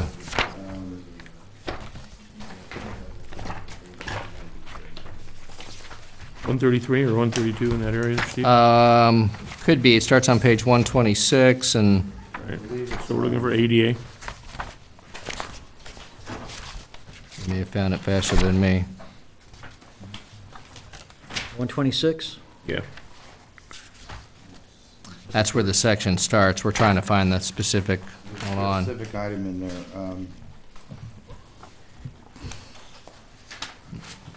Well, anyways, we'll find it for you, but what we have budgeted in here, and this is one of those things that maybe we would look at in terms of balancing the budget is, Page 126, under General Engineering Services. thank you. General Engineering So- Services. Oh, going. from- Right, halfway down there, 010, 1601, 0147, 001, General Engineering Services. So that $63,000 in there is to do an ADA implementation plan. We've done an implementation and transition plan for the public rights-of-way and streets, but we have not done one for our streets and buildings. That's important to have one of those in hand because you're able to defend yourself then against potential claims and lawsuits. If you at least have an adopted plan and show what you're doing in terms of trying to make your improvements and your changes. Without having that, we are opening ourselves up to some potential liability. So that's one of those deferred things that shouldn't be deferred much longer. And the source of the money, is that general fund? This would be general fund, correct? So that's just the plan, not actually doing any designs? That's correct. That's doing specifications? just the plan, right. It would identify the city's buildings and facilities and where they have current ADA deficiencies, and then what the plan would be to address those. And again, obviously, we want to make those improvements. We want to be fully ADA compliant. But without having the ADA transition plan, you really open yourselves up to potential liability if somebody were to come forward with a Aren't you claim. identifying the liabilities when you develop your plan? But correct, but as a government, by having that plan, it buys you some protection. Right. In terms of, does, we yeah. have identified what they are. The problem, the compuncture, the city's then compelled then, so say we identify something, I'll just say Libby Bowl, even though Libby Bowl is fairly new, and we were identified that it had some deficiencies. When we went and then made improvements to that building, we would have to make those at that time. But it buys us some time. In other words, if we have, You were just saying that as an example, but not really thinking the Libby Bowl. no, sorry. That's a recent development. Right, I was going to say Boyd Center, but I didn't want to go there, so sorry. Okay, But that Boyd would be a Center better example. If there are things at the Boyd Center that are not ADA compliant, you identify those in your plan, and then when you do future improvements to the building, that's when you're supposed to make those upgrades. Anything you want to add to that, Mr. Grant? I see you lurking over there. Got it, okay, thank you. Lurking or hiding? Both. Now, he heard $63,000 in his budget, and he goes, I'll take There it. he is. I think there's something analogous in the private sector, Mayor, where if you have a certified plan, you're somewhat inoculated against certain types of lawsuits as long as you show progress on that plan. Correct, There's- right. My personal experience, having been sued 2 or 3 times over a property, and the height of the towel rack. Oh, we have too. Yeah, I know. right. Yeah, it didn't give us much immunity, at least, the legal costs, but it doesn't mean we shouldn't be doing it, so that's fine.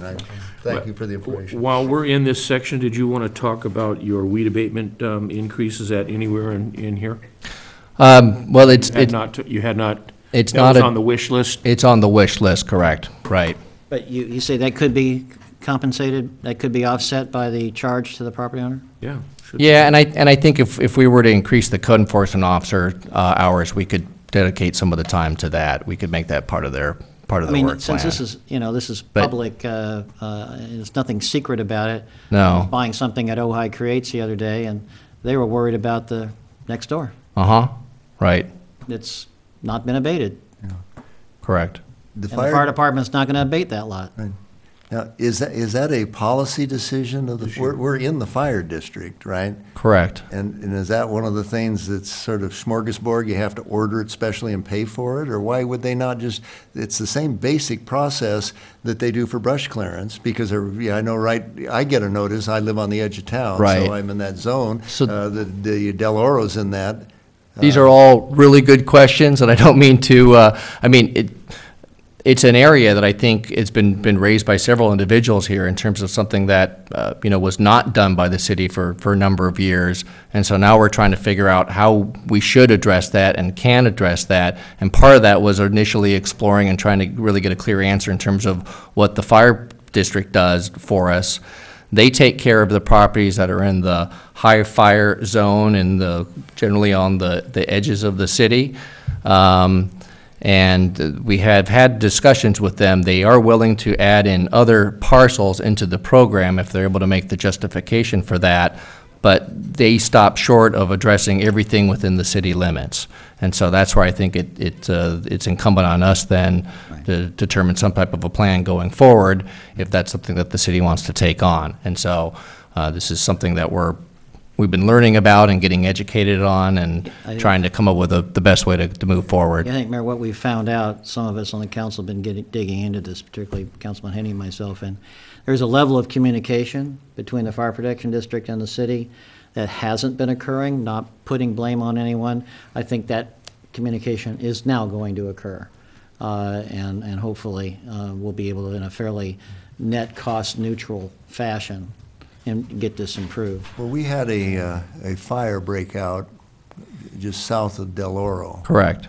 And then one of the neighbors called me, and we went up, and we looked at it, and we called the fire district. Right. And then we went up, and we stood there until the fire marshal finally showed up, and he said, oh, this isn't part of the Exactly. thing. Correct. And then I said, so what do we do about it? And he says, we'll put it on the list, and we'll have it incorporated into, and he did that. He went down, Right. and he incorporated into it. But I guess what I'm curious about is that they are the experts, and they seem to want to help, and they do collect the tax, and they have a system already set up. Right.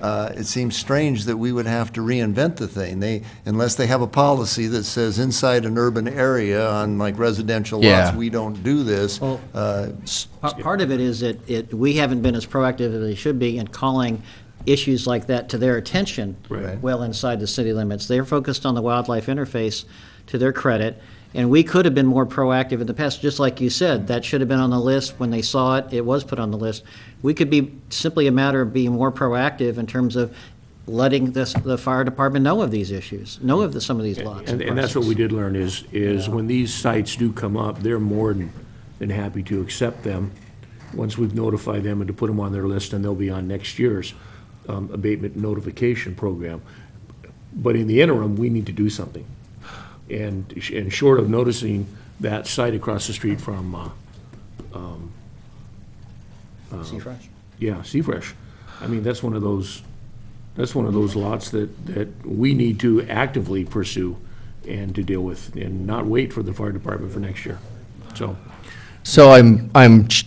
this has all been a good education process, so I'm also checking with the other cities, and so far I've heard back from Thousand Oaks and Camarillo, and they do, in both of those communities, they actually have to address internally weed abatement on certain properties within the city limits. So it sounds like, at least in those two communities, the fire district's role doesn't cover the entire city limits, doesn't cover all the parcels. This So is that's Thousand Oaks and what other city? Thousand Oaks and Camarillo. Okay, So they're both in the district, so yeah. Right, so the question to me is kind of, and I think it's somewhat in the weeds question here, but, No pun intended, yeah. when will they add a property, and when would they might not add a property and say, no, sorry, folks, that's really the city's responsibility. Bill and I had two separate meetings with the fire marshal, and I think both of us walked away with them never saying they wouldn't add. Okay. They just need to be notified. Okay. That's what I took. The communication hasn't been going Yeah, on. that's what I took away from our meetings. For example, we weren't even being, the fire department, either we weren't requesting or the fire department wasn't sending the list. That is, the properties that aren't on the list weren't even coming to the city until this year.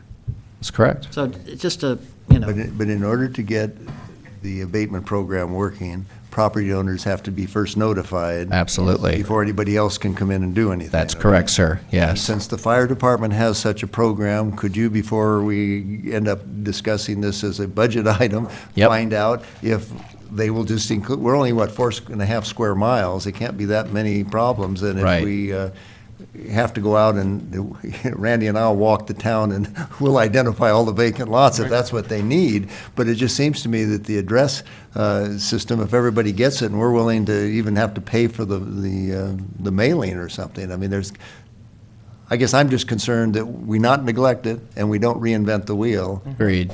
Right. Agreed. So, where was I?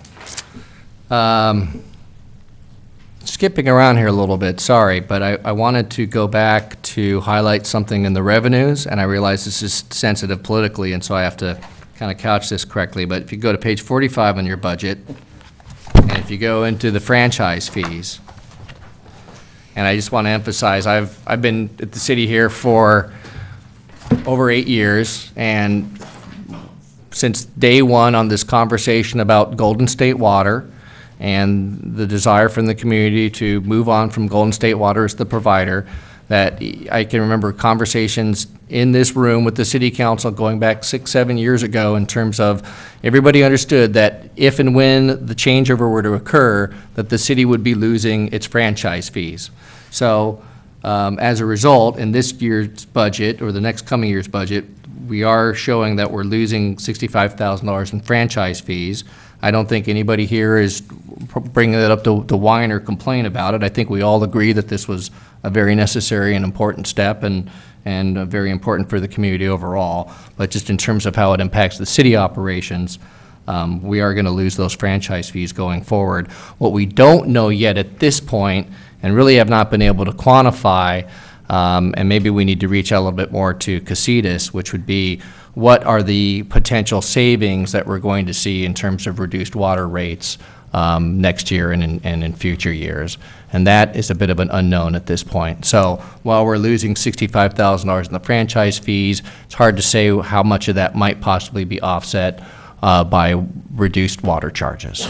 I haven't seen the calculations, but Richard Hages and the Flow people and Pat McPherson claim they've already run a lot of these numbers. Why don't you just call them and have We them have. turn them over? Okay, and they haven't given them to you? We have not received a thing, and I would love to see their numbers, but absent that, what I've actually had my staff begin working on this. We're actually been accumulating data on each of our water accounts within the city over the last 12 months under Golden State Water, and we're going to be taking that data and plugging in the new cost structure from Casitas, and calculating what it would be, what the difference will be based upon that. So that's one of those things that has been it's on my list of things to accomplish here in the next couple of weeks.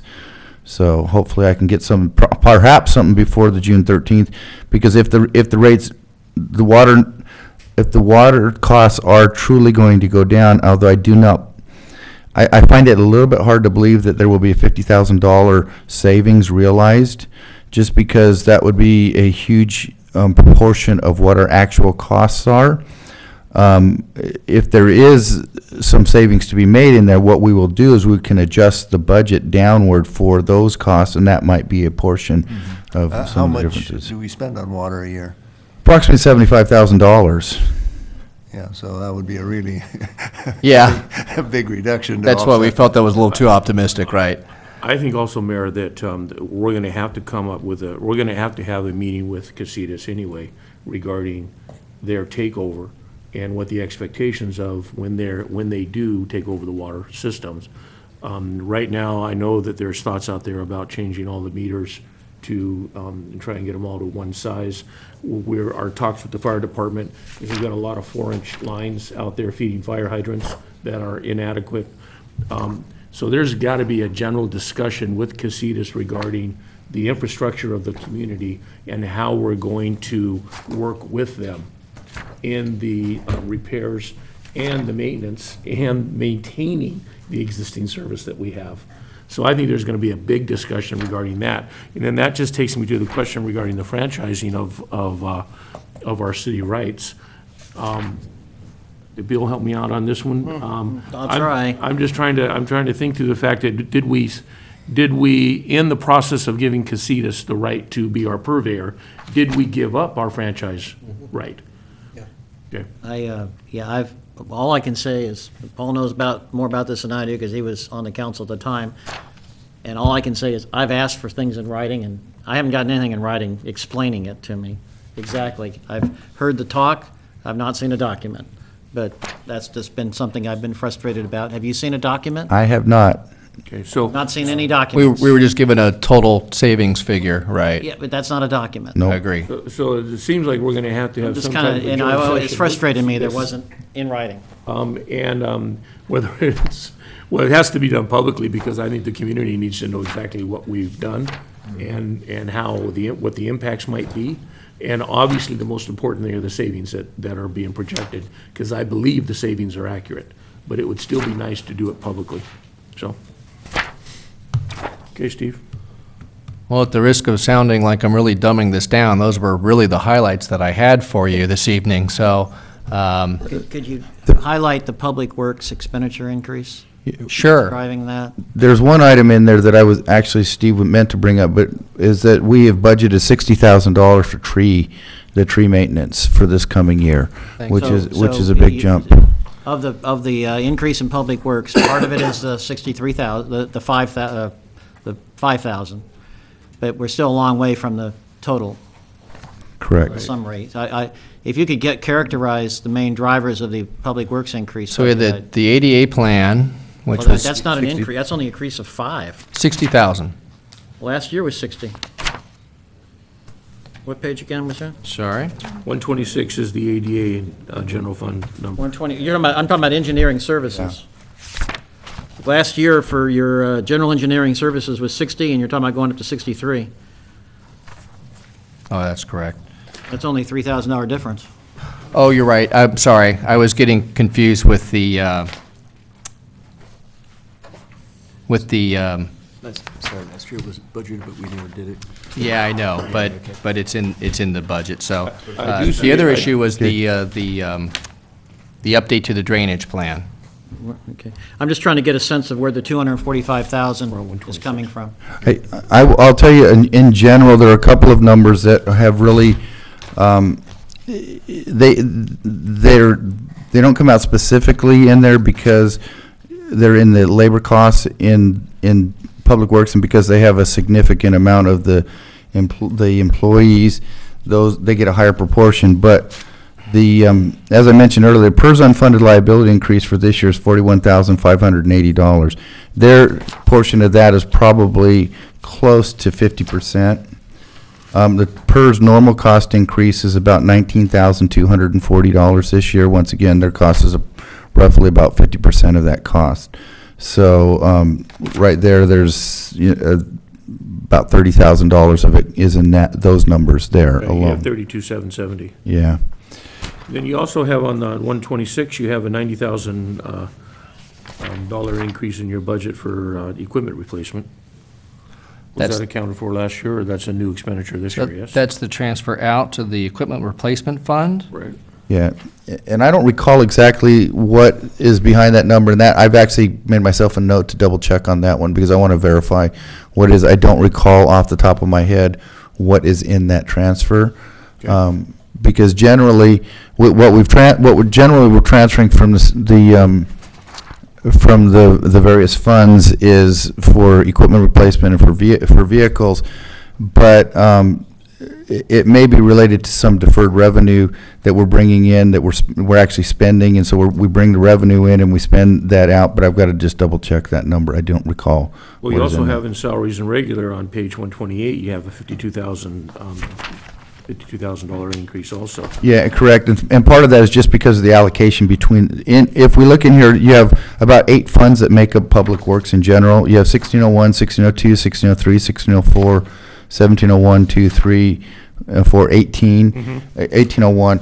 And so that's really an allocation between the various different, most of that is an allocation. There's a COLA built in, obviously, but most of that is because that big jump in that one department, it's offset by decreases in other areas. Is that the same story for the massive, it's a bad word, significant increase? Enormous increase in salaries, IT on page 134 from 36,220 to 80,010? Yeah, the real issue with that is that last year, we had budgeted that out to various different, the services that was pretty much what James Hahn provides services for different departments in the city, and we budgeted that out and allocated out to different places in the city. This year, we did not. It's all sitting in that Fund 1801. That's the real issue. It's an allocation based upon, that we did last year, but we did not do this year. So that's part of the increase, too. That's part of the overall increase for And the them. other thing, what is the increase on page 133 bottom for Caltrans maintenance parts and supplies from $570 to $22,000? Good thing is, I'm sure that's all fully reimbursable to the city. Is Yeah. Mr. Grant here? The these Caltrans funds, actually, any expenditures in here are reimbursed by Caltrans. There he is. And so these would, I'm not sure the specifics, do you recall what you might want to come Greg, over if you here? could come around and, I don't think he wants to go to the. That's in the back, yeah. I'm sorry, what was the question So again? the increase, it was a significant increase in supplies and materials for Caltrans. Caltrans maintenance parts and supplies, page 133, Fund 0146000. Budget in $570 last year, budget proposed this year $22,000. And that is related to, we've been trying to get on top of the trip hazards as well as the tree and landscaping maintenance. And if we always over budget, they're fully reimbursable. So we really are trying to over budget it to make sure that any costs that might come up that can be demanded, that we can be There's a be revenue more. account somewhere going up by that amount? Exactly. And any expenditures in that Caltrans account are immediately reimbursed by the quarter. So it's not like we're There's a spending revenue it. account somewhere showing that increase? Or- I see And the these finance director allocation shaking his head, yes. changes are showing a decrease in the other expenditure accounts in other departments? I'm sorry, These allocation, increases due to allocation changes of almost Yeah. $100,000 right. are shown as decreases in salary and benefits in other departments? For the IT? That's correct, for the IT salaries. That's correct, for IT salaries, yeah. Most of the departments have a line for IT salaries in them, and that is not It's not been allocated It's not in there anymore? No. Okay, thank you. Were you questioning, was your other question about the transfers out to the capital improvement fund? Because Well- those come out of each department. Right, Yeah, okay. okay. And we only have one IT person, so that spread salary, whether it's all focused in that IT budget or across the budgets, it's still same overall salary for the city. Great.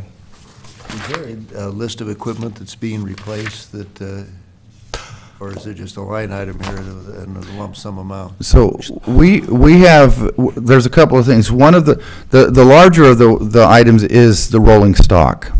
And so we have a schedule of each piece, each vehicle and piece of, large equipment that we're actually including in there. This was developed a few years ago, and we've put the schedule's been put together with an estimated replacement date on those, and so we've been trying to recuperate enough of the funds to cover these replacements. So we do have an active schedule that we update every single year on the vehicles, and the rolling stock, the heavy equipment, generators, and so forth that we have in there. And we also are in the process, we developed, a couple of years ago, we began this allocation of funds to the Fund 33, which is our equipment and IT replacement fund, because we've been trying to make sure that we have sufficient funds to cover those things. And we have a 5-year plan for IT, and right now, there really aren't too many other pieces of equipment. That's been the biggest piece of equipment that we've been looking to expand. So we developed a method to where we would transfer $40,000 a year from different funds in the city based upon a methodology. We have $40,000 a year that goes into that equipment replacement fund. There's approximately an additional $90,000 that goes in for vehicles into that fund as well. And that's based upon and those are charged out to whichever departments have existing rolling stock in them. Okay. Yeah, Do you have any kind of policy or direction and plan for clean fuel, clean burning energy regarding equipment? Maybe with the trolleys? Yeah. No, we don't have anything adopted for the city that I'm aware of. What do the trolleys run on? Yeah, are they on? LPG, Liquid petrol, right. yeah. And the source of that is where? Hauled in by truck. Yeah. Diesel truck, probably. I'm not sure. But I'm sorry, it's a LPG tank. We have in the yard a large LPG tank. Yeah. So there's a larger tank that fills that weekly, and then the trolleys run off of that. Right. And we have any program as we replace our equipment to convert them to LPG? We do not. You Has mean, that ever been discussed? No. no. Our vehicles and I'm sorry, for the vehicles, we don't have that. Either electric or LPG, yeah. Yeah, I mean, we do have a few, we've been trying over the last few years to have some of the higher efficiency, vehicles, for instance, flex vehicles, or we have some of these electric carts running around town as well. We try, but it probably would serve us to have a It seems like we have a indefinite lot of policy. rolling stock. Mhm. When I go by the park, I see 4 or 5 vans sitting out there. They're pickup trucks, and once again, okay. Well, And a lot of that stuff is we have a relatively low mileage, aging, inventory fleet. And so as we go through and replace those, we've been trying to do that, but it's something that we probably should develop a plan for. One thing that we did include in the capital improvement budget that you'll see coming up is that we did budget some money for some clean air equipment, like for blowers and things like that. Anticipated our question on that. Yeah. Right. Yeah, so that's in the CIP budget. We budgeted, $28,000 for replacing some of that equipment. Hopefully there's some grants that we'll be able to we get. have a that will. commitment for a grant of Yeah. about 60 grand if we, Yeah. no pun intended, if the grant man and I can get together or with the city manager and see You if we can bet. figure out a way Right. to You bet, and we've. and that deal. But it just seems to me that we are one of those places that's kind of ideal. Back in the days when they had the Ford Ranger was an all-electric vehicle, and the reason it didn't go very far, in addition to the industry not supporting it, was that it was great on a college campus. It was great places where they didn't have high mileage. Right. Well, if we're only 4.5 square miles, it just seems like, that we should be leading the way on this for a lot of reasons. So anyway, we can put that on the agenda for a policy decision. Of course, in order to get there, we have to expend money, on these vehicles, so. Right, but there's a way to do Yeah, that, to yeah. get started at least. Right. We're not replacing Right. everything every day. Correct. So. Is there, I'm sorry, go ahead, Bill. I have one last Public Works question, and I promised to. Oh, this is, yeah. Page 130, while Mr. Grant's still here, there are 2 line items on page 130 under other operating expenditures that go from 0 to significant dollar amounts. One is contract services, it goes from 0 in 16-17 to 30,000. The other contract services, street team maintenance, it goes from 0 to 60,000. Total of 90,000, and those two from 0 to 90. How much of that 90 is a net increase as opposed to a decrease, reallocation across account lines? In other words, what's the actual net increase to the operating expenditures of that 90,000 as opposed to, say, a reduction in other line items? If you look at the bottom line in that section, the The total 57,520? interest is 50, the total That's the net increase. increase. So there's offsets between them, so it's a net increase of That's the net 57. increase, and that's primarily tree maintenance. And then what's interesting to me is contract services going up so significantly. I'm kind of, is there a, not over and above street tree maintenance? In other words, I see the big increase for street tree maintenance. I understand what that's for. Is there a description of what the other one that goes from 0 to 30,000 is for? Yeah, well, and if you notice also that there's a line item that says Contract Services USA that's covered, that's right in the middle of your punched hole right there. So that's basically. That's a reduction of 19,000. Okay. So a reduction of 19, and then, so we're talking about another, so almost that 30,000 goes to USA?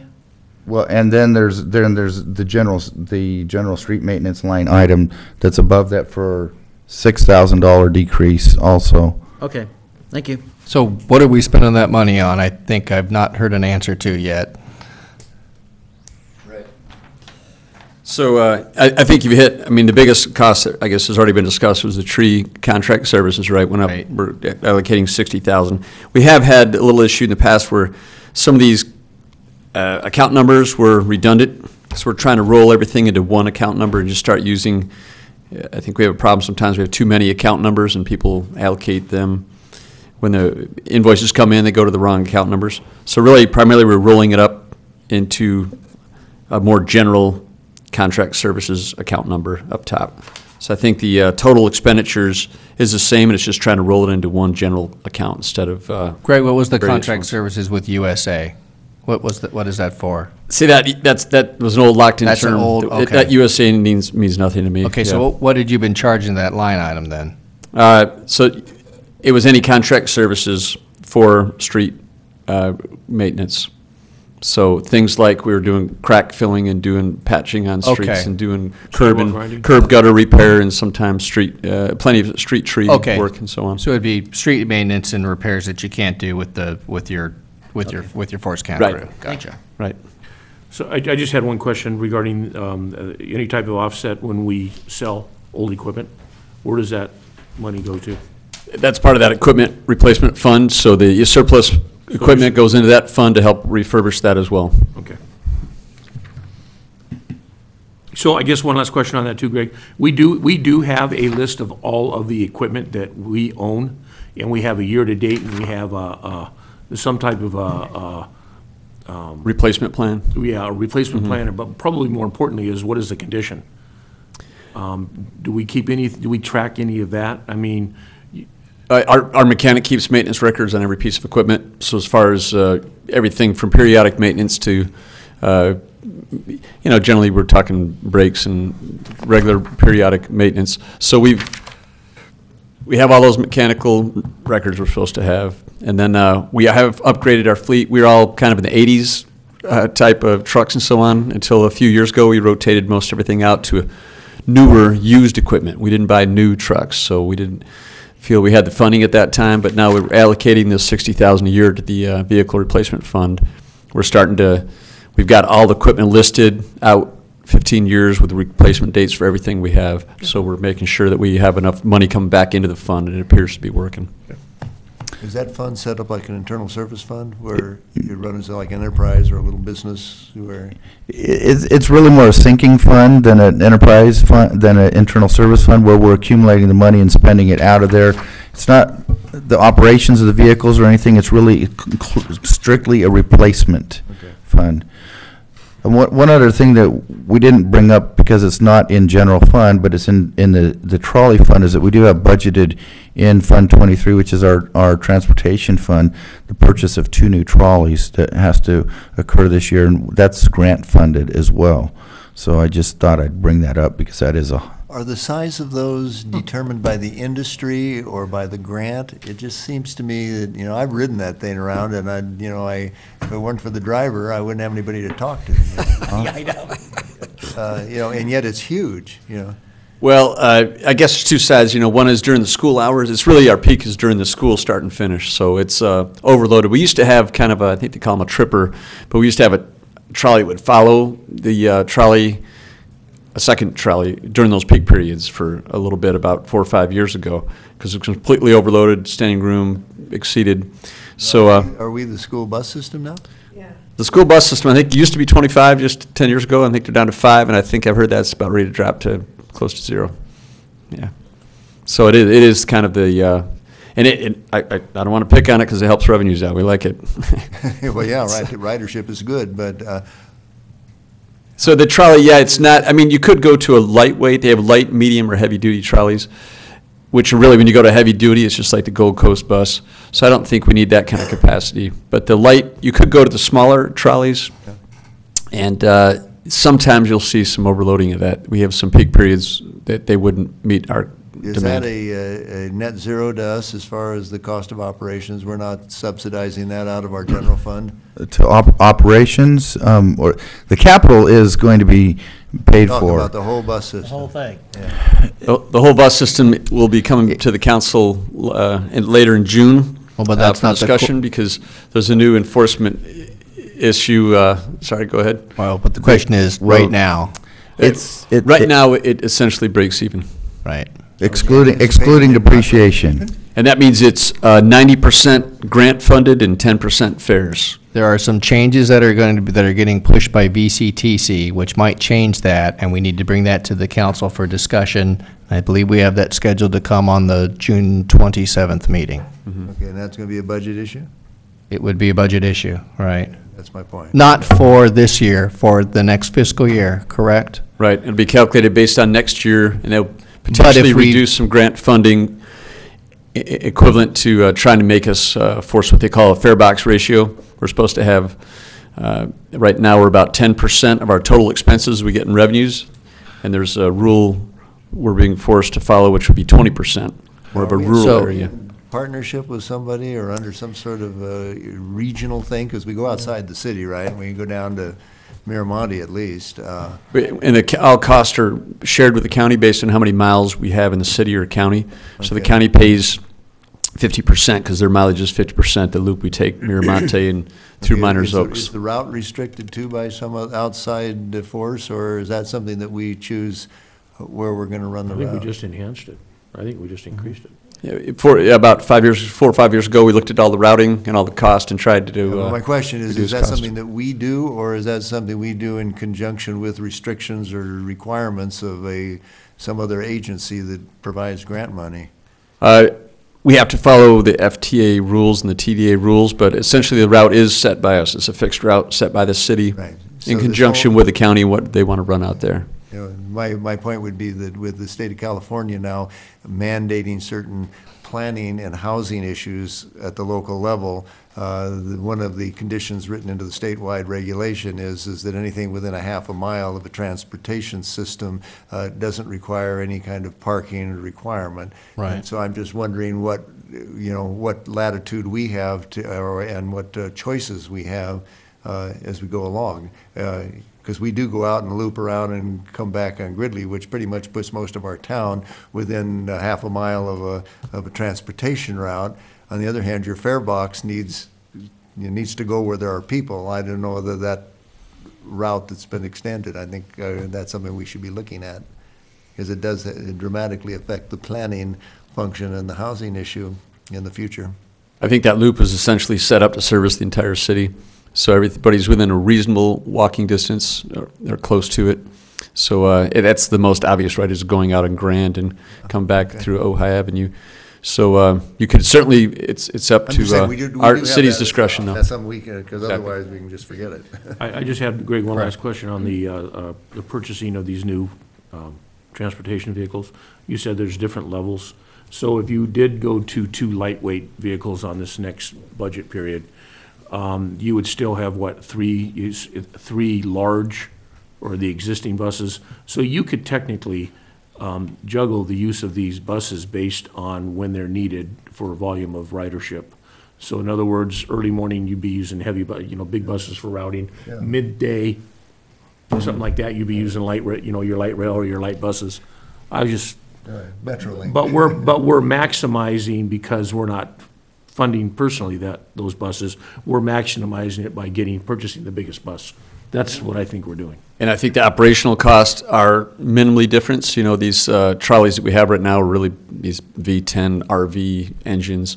Yeah, and that that's are clean fuel, or It's clean cleaner fuel and yeah. LPG, and it's a special, the newer ones have Totally special clean, engines. but it's better So if than- you went to the small one, you'll save a pinch of fuel, but most of the cost are the driver and wear and tear tires and so on. Mr. Mayor, Thank you for the education. I just want to add, this is something we discussed quite a bit at the Complete Streets Committee. I'm sure we'll be discussing it again tomorrow. There are people on that committee that, ever since I can remember, we're always discussing ways to increase the ridership. So, and looking at the route, yeah. Any other questions from council? Okay. What I'd like to do now, and I realize that you're just getting it this evening, so we weren't planning to discuss it tonight. We wanted to give you a chance to look at this, but this is the proposed 5-year capital improvement plan. You could take one and pass that along, and it comes at you in a summary. Steve, I have Sorry? I have one card asking to address this. Would this be better to do it now or do it after the CIP? This would be fine time if you'd like, Mr. Mayor. Okay, if no one, okay. I'll pass this Russell, one out come in a on second. down.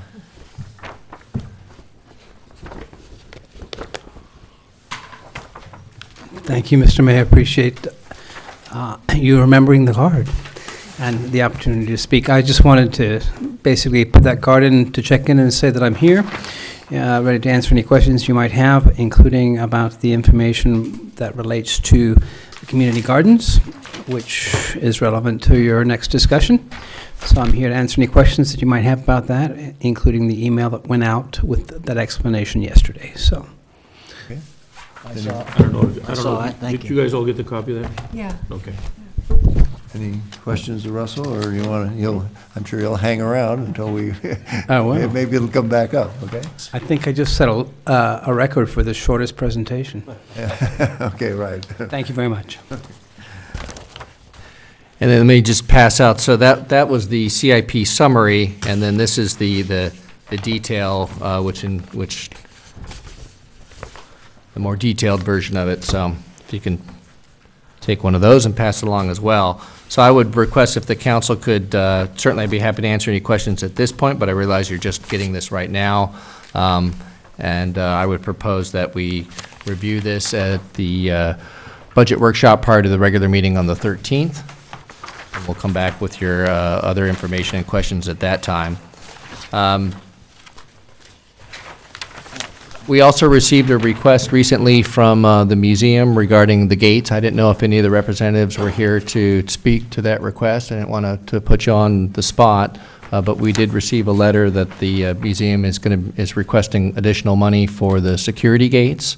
We had $20,000 budgeted, and in fact, it is in the capital improvement plan here, proposed for next fiscal year. And my understanding is that the museum is modifying their request to increase, to ask for $8,000 more, so they're asking for an increase from $20,000 to $28,000. And I know there are some representatives here from the museum. Questions about that?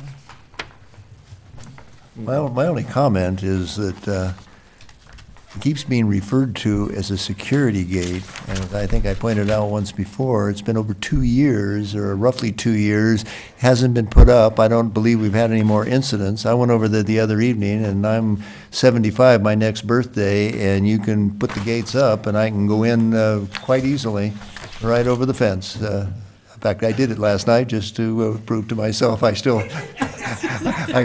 I'm still a cat burglar even at my age, but. By the way, you're on camera. We Right. just wanted It's okay, it's city property. That's It's city okay. property, you're okay. We'll be getting your notice. Yeah, well, there are people who come down here to address the council just to get on camera, so I would recommend they join me over at the museum.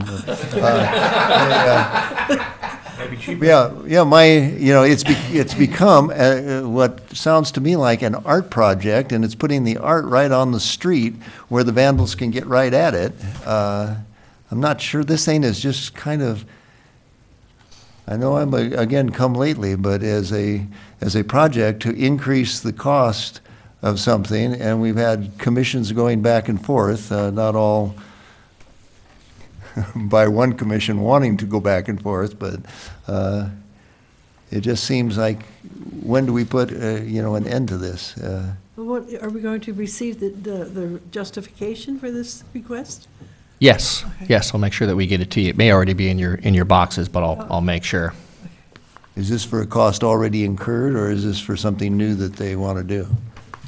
I believe that's the increased request from the artist, but I may have that incorrect. Yeah, we don't That's have my all the understanding. details here.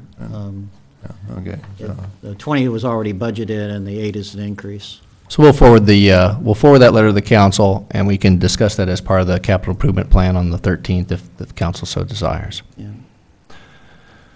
I'm afraid, Johnny, you and I are going to get a bad reputation.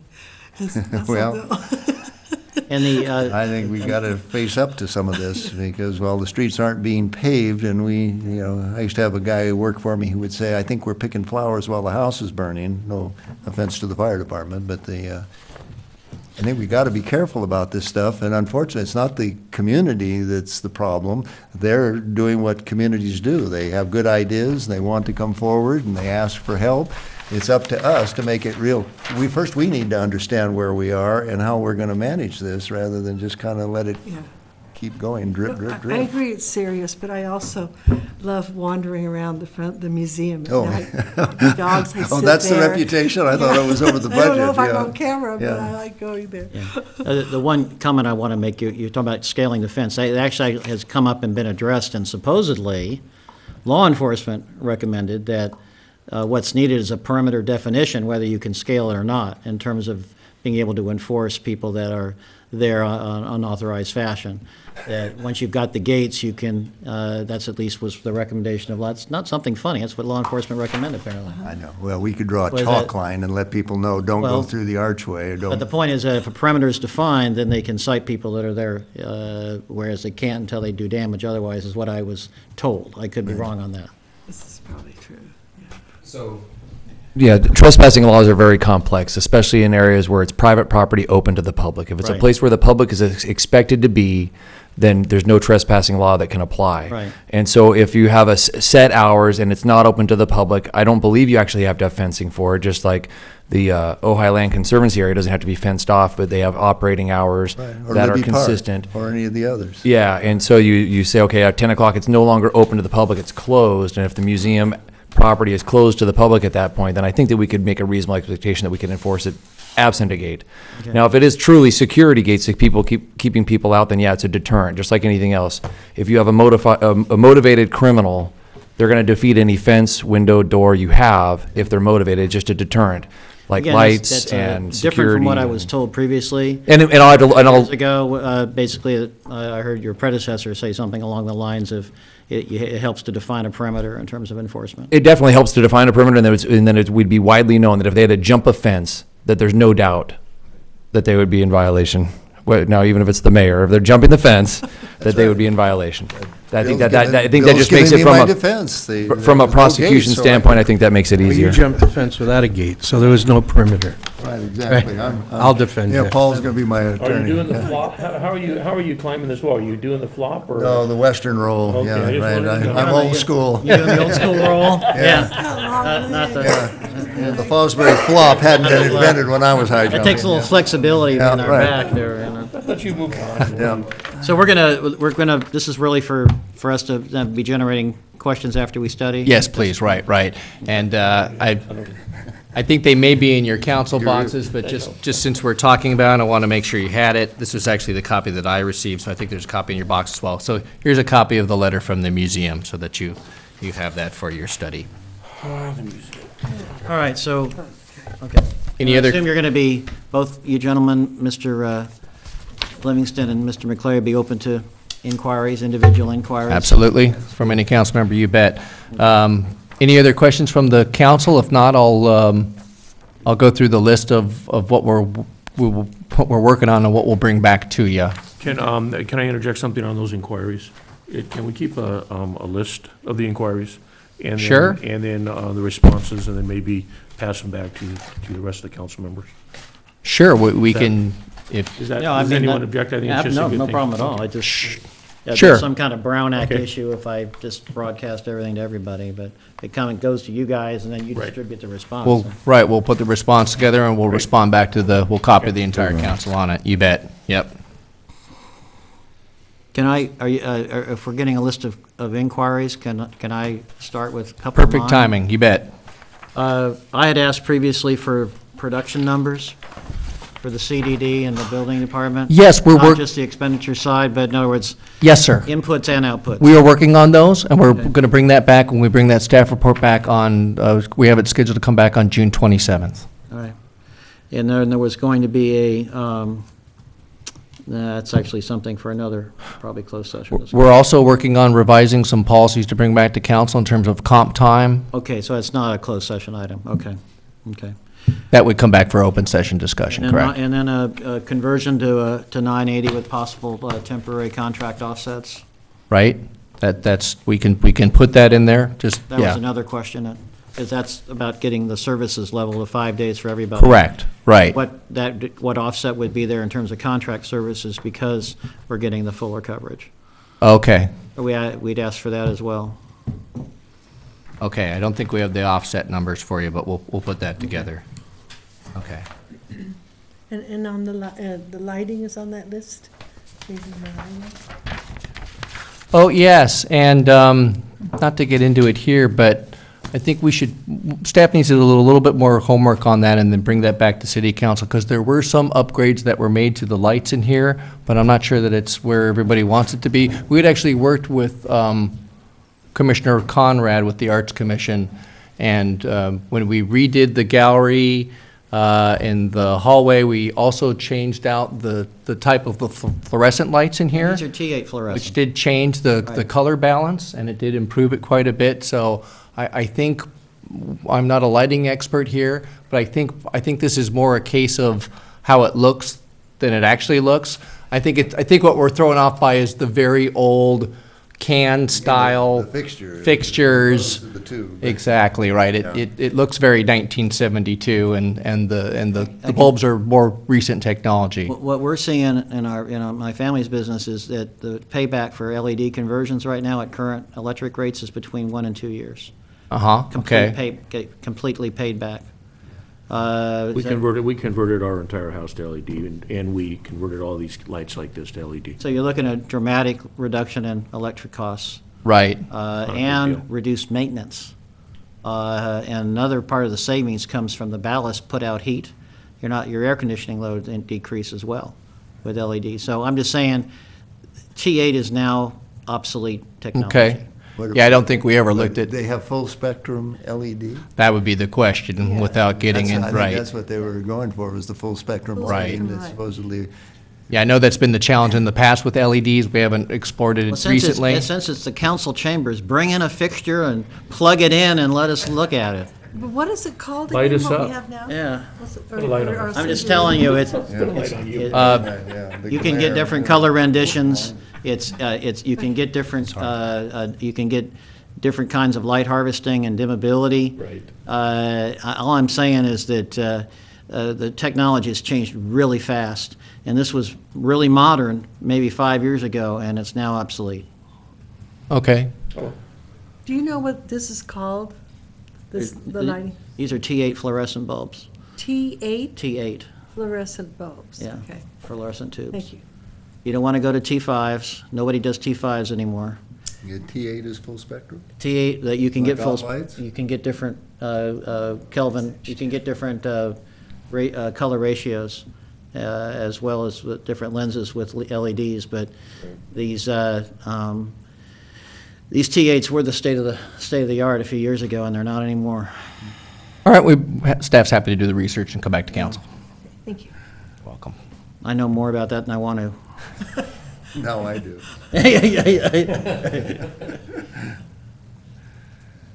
Okay, are we, I was just, if you're done with your points, then, we'll come back with that. We'll also come back with, at some point, I don't think I heard that this, I'm not really going any particular order here, but not necessarily as part of this budget, but I understand council would like to come back at some point with some future policy considerations on clean vehicle replacement? Or do you want to look at that as part of this I would budget? like it if- Yes, and you're gonna, and included in this is some clean power equipment replacement. That is in the CIP. Yeah. So, okay. We'll get with Public Works and see if we can come up with something for a clean vehicle replacement So we'll be in program. compliance with our own enforcement as of, in the next fiscal year, Right, okay. right?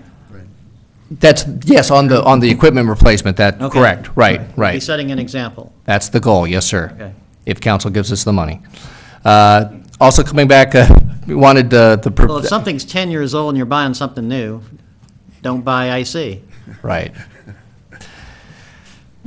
Also coming back, you wanted to confirm the percentage of the funding on the retirement plan, so we'll get that. Rudy thought it was about 80, but we'll firm that up, get back to you. Police budget, you wanted details on the increases there, sounds like. Also, want a little more information in terms of revenue losses that we saw in the recession, so we'll try to see if we can go back into the 90s for those numbers and bring that back. Yeah, include some more business cycles rather than just one. Got it. I think Okay. that's what the mayor is trying to say. Got it. Yeah, I heard it say going back as far as like 86. Well, yeah, at least that far. At least I a mean, couple. I'm sure that the. This is easy enough. Government or the chamber have got some kind of data on that to give us a rough idea, then compare that to what you have. Well, I've got Okay. financial statements going back, many, many years, so I can just pull the revenue numbers off of there, and that's an easy, Like I say, your new hire, I was so pleased to see as a master's economics. in economics of Yeah, business, so I just decided have to her let you know compute that. an elasticity Yeah. revenue yield with respect to some sort of business cycle index. Unfortunately, I don't get her until the 26th. I would love to have her already, but I think she's going to be fantastic. Bill's looking forward to that day. Is she a one-handed economist? That's what Harry Truman wanted, right? Yeah. Got tired of on the other hand. Oh, I see, okay. I'd be old to know that joke, yeah, right. Yeah. I didn't know it, so thank you. Every now and then you Yeah. above our head there. But I'm old enough to have gone through several downturns in the budget cycle, so. Also coming back with the complete changes on Public Works, I know you wanted some details on that, so we'll break that down. Also, the water cost, we'll see if we can get a little more information on the potential savings on that. And then lastly, the finance director and I will work through this and come back with our recommendations for a balanced budget on the 13th. Okay, I have one card that didn't manage to get up here on public comment, but with the council's indulgence. Hey, Scott, Jeff, come on down. Broadband discussion? Scott Jaffe, 414 Drone, Ojai, 93023. Right. Well, yeah, it appears you guys and gals and the Ojai want to have enhanced broadband, and you have some incredible technology I've learned over the years. T1, T3, multiple schools, many Ethernets, public schools, and the city itself. But what I'm not certain of, and before anybody should move forward with enhanced broadband, is fiber optic grounding devices. Either some small potted plant, something the size of the timer box maybe, like a time capsule at the school site to bring the XB and the Zigbee signal down to the ground and locking it instead of having it floating around in the eyesight. And I noticed this when there was the judicial forum placed for hearing impaired at the Libby courts, the tennis courts. What I noticed was things were moving around in the eyesight. I went to an eye doctor, and the eye surgeon assessed my eyes, and he said, he said, you have perfect vision, 20/20 vision. That's not the problem. They're Pull the floaters mic and towards flashes. I said, floaters and flashes. I don't move those things.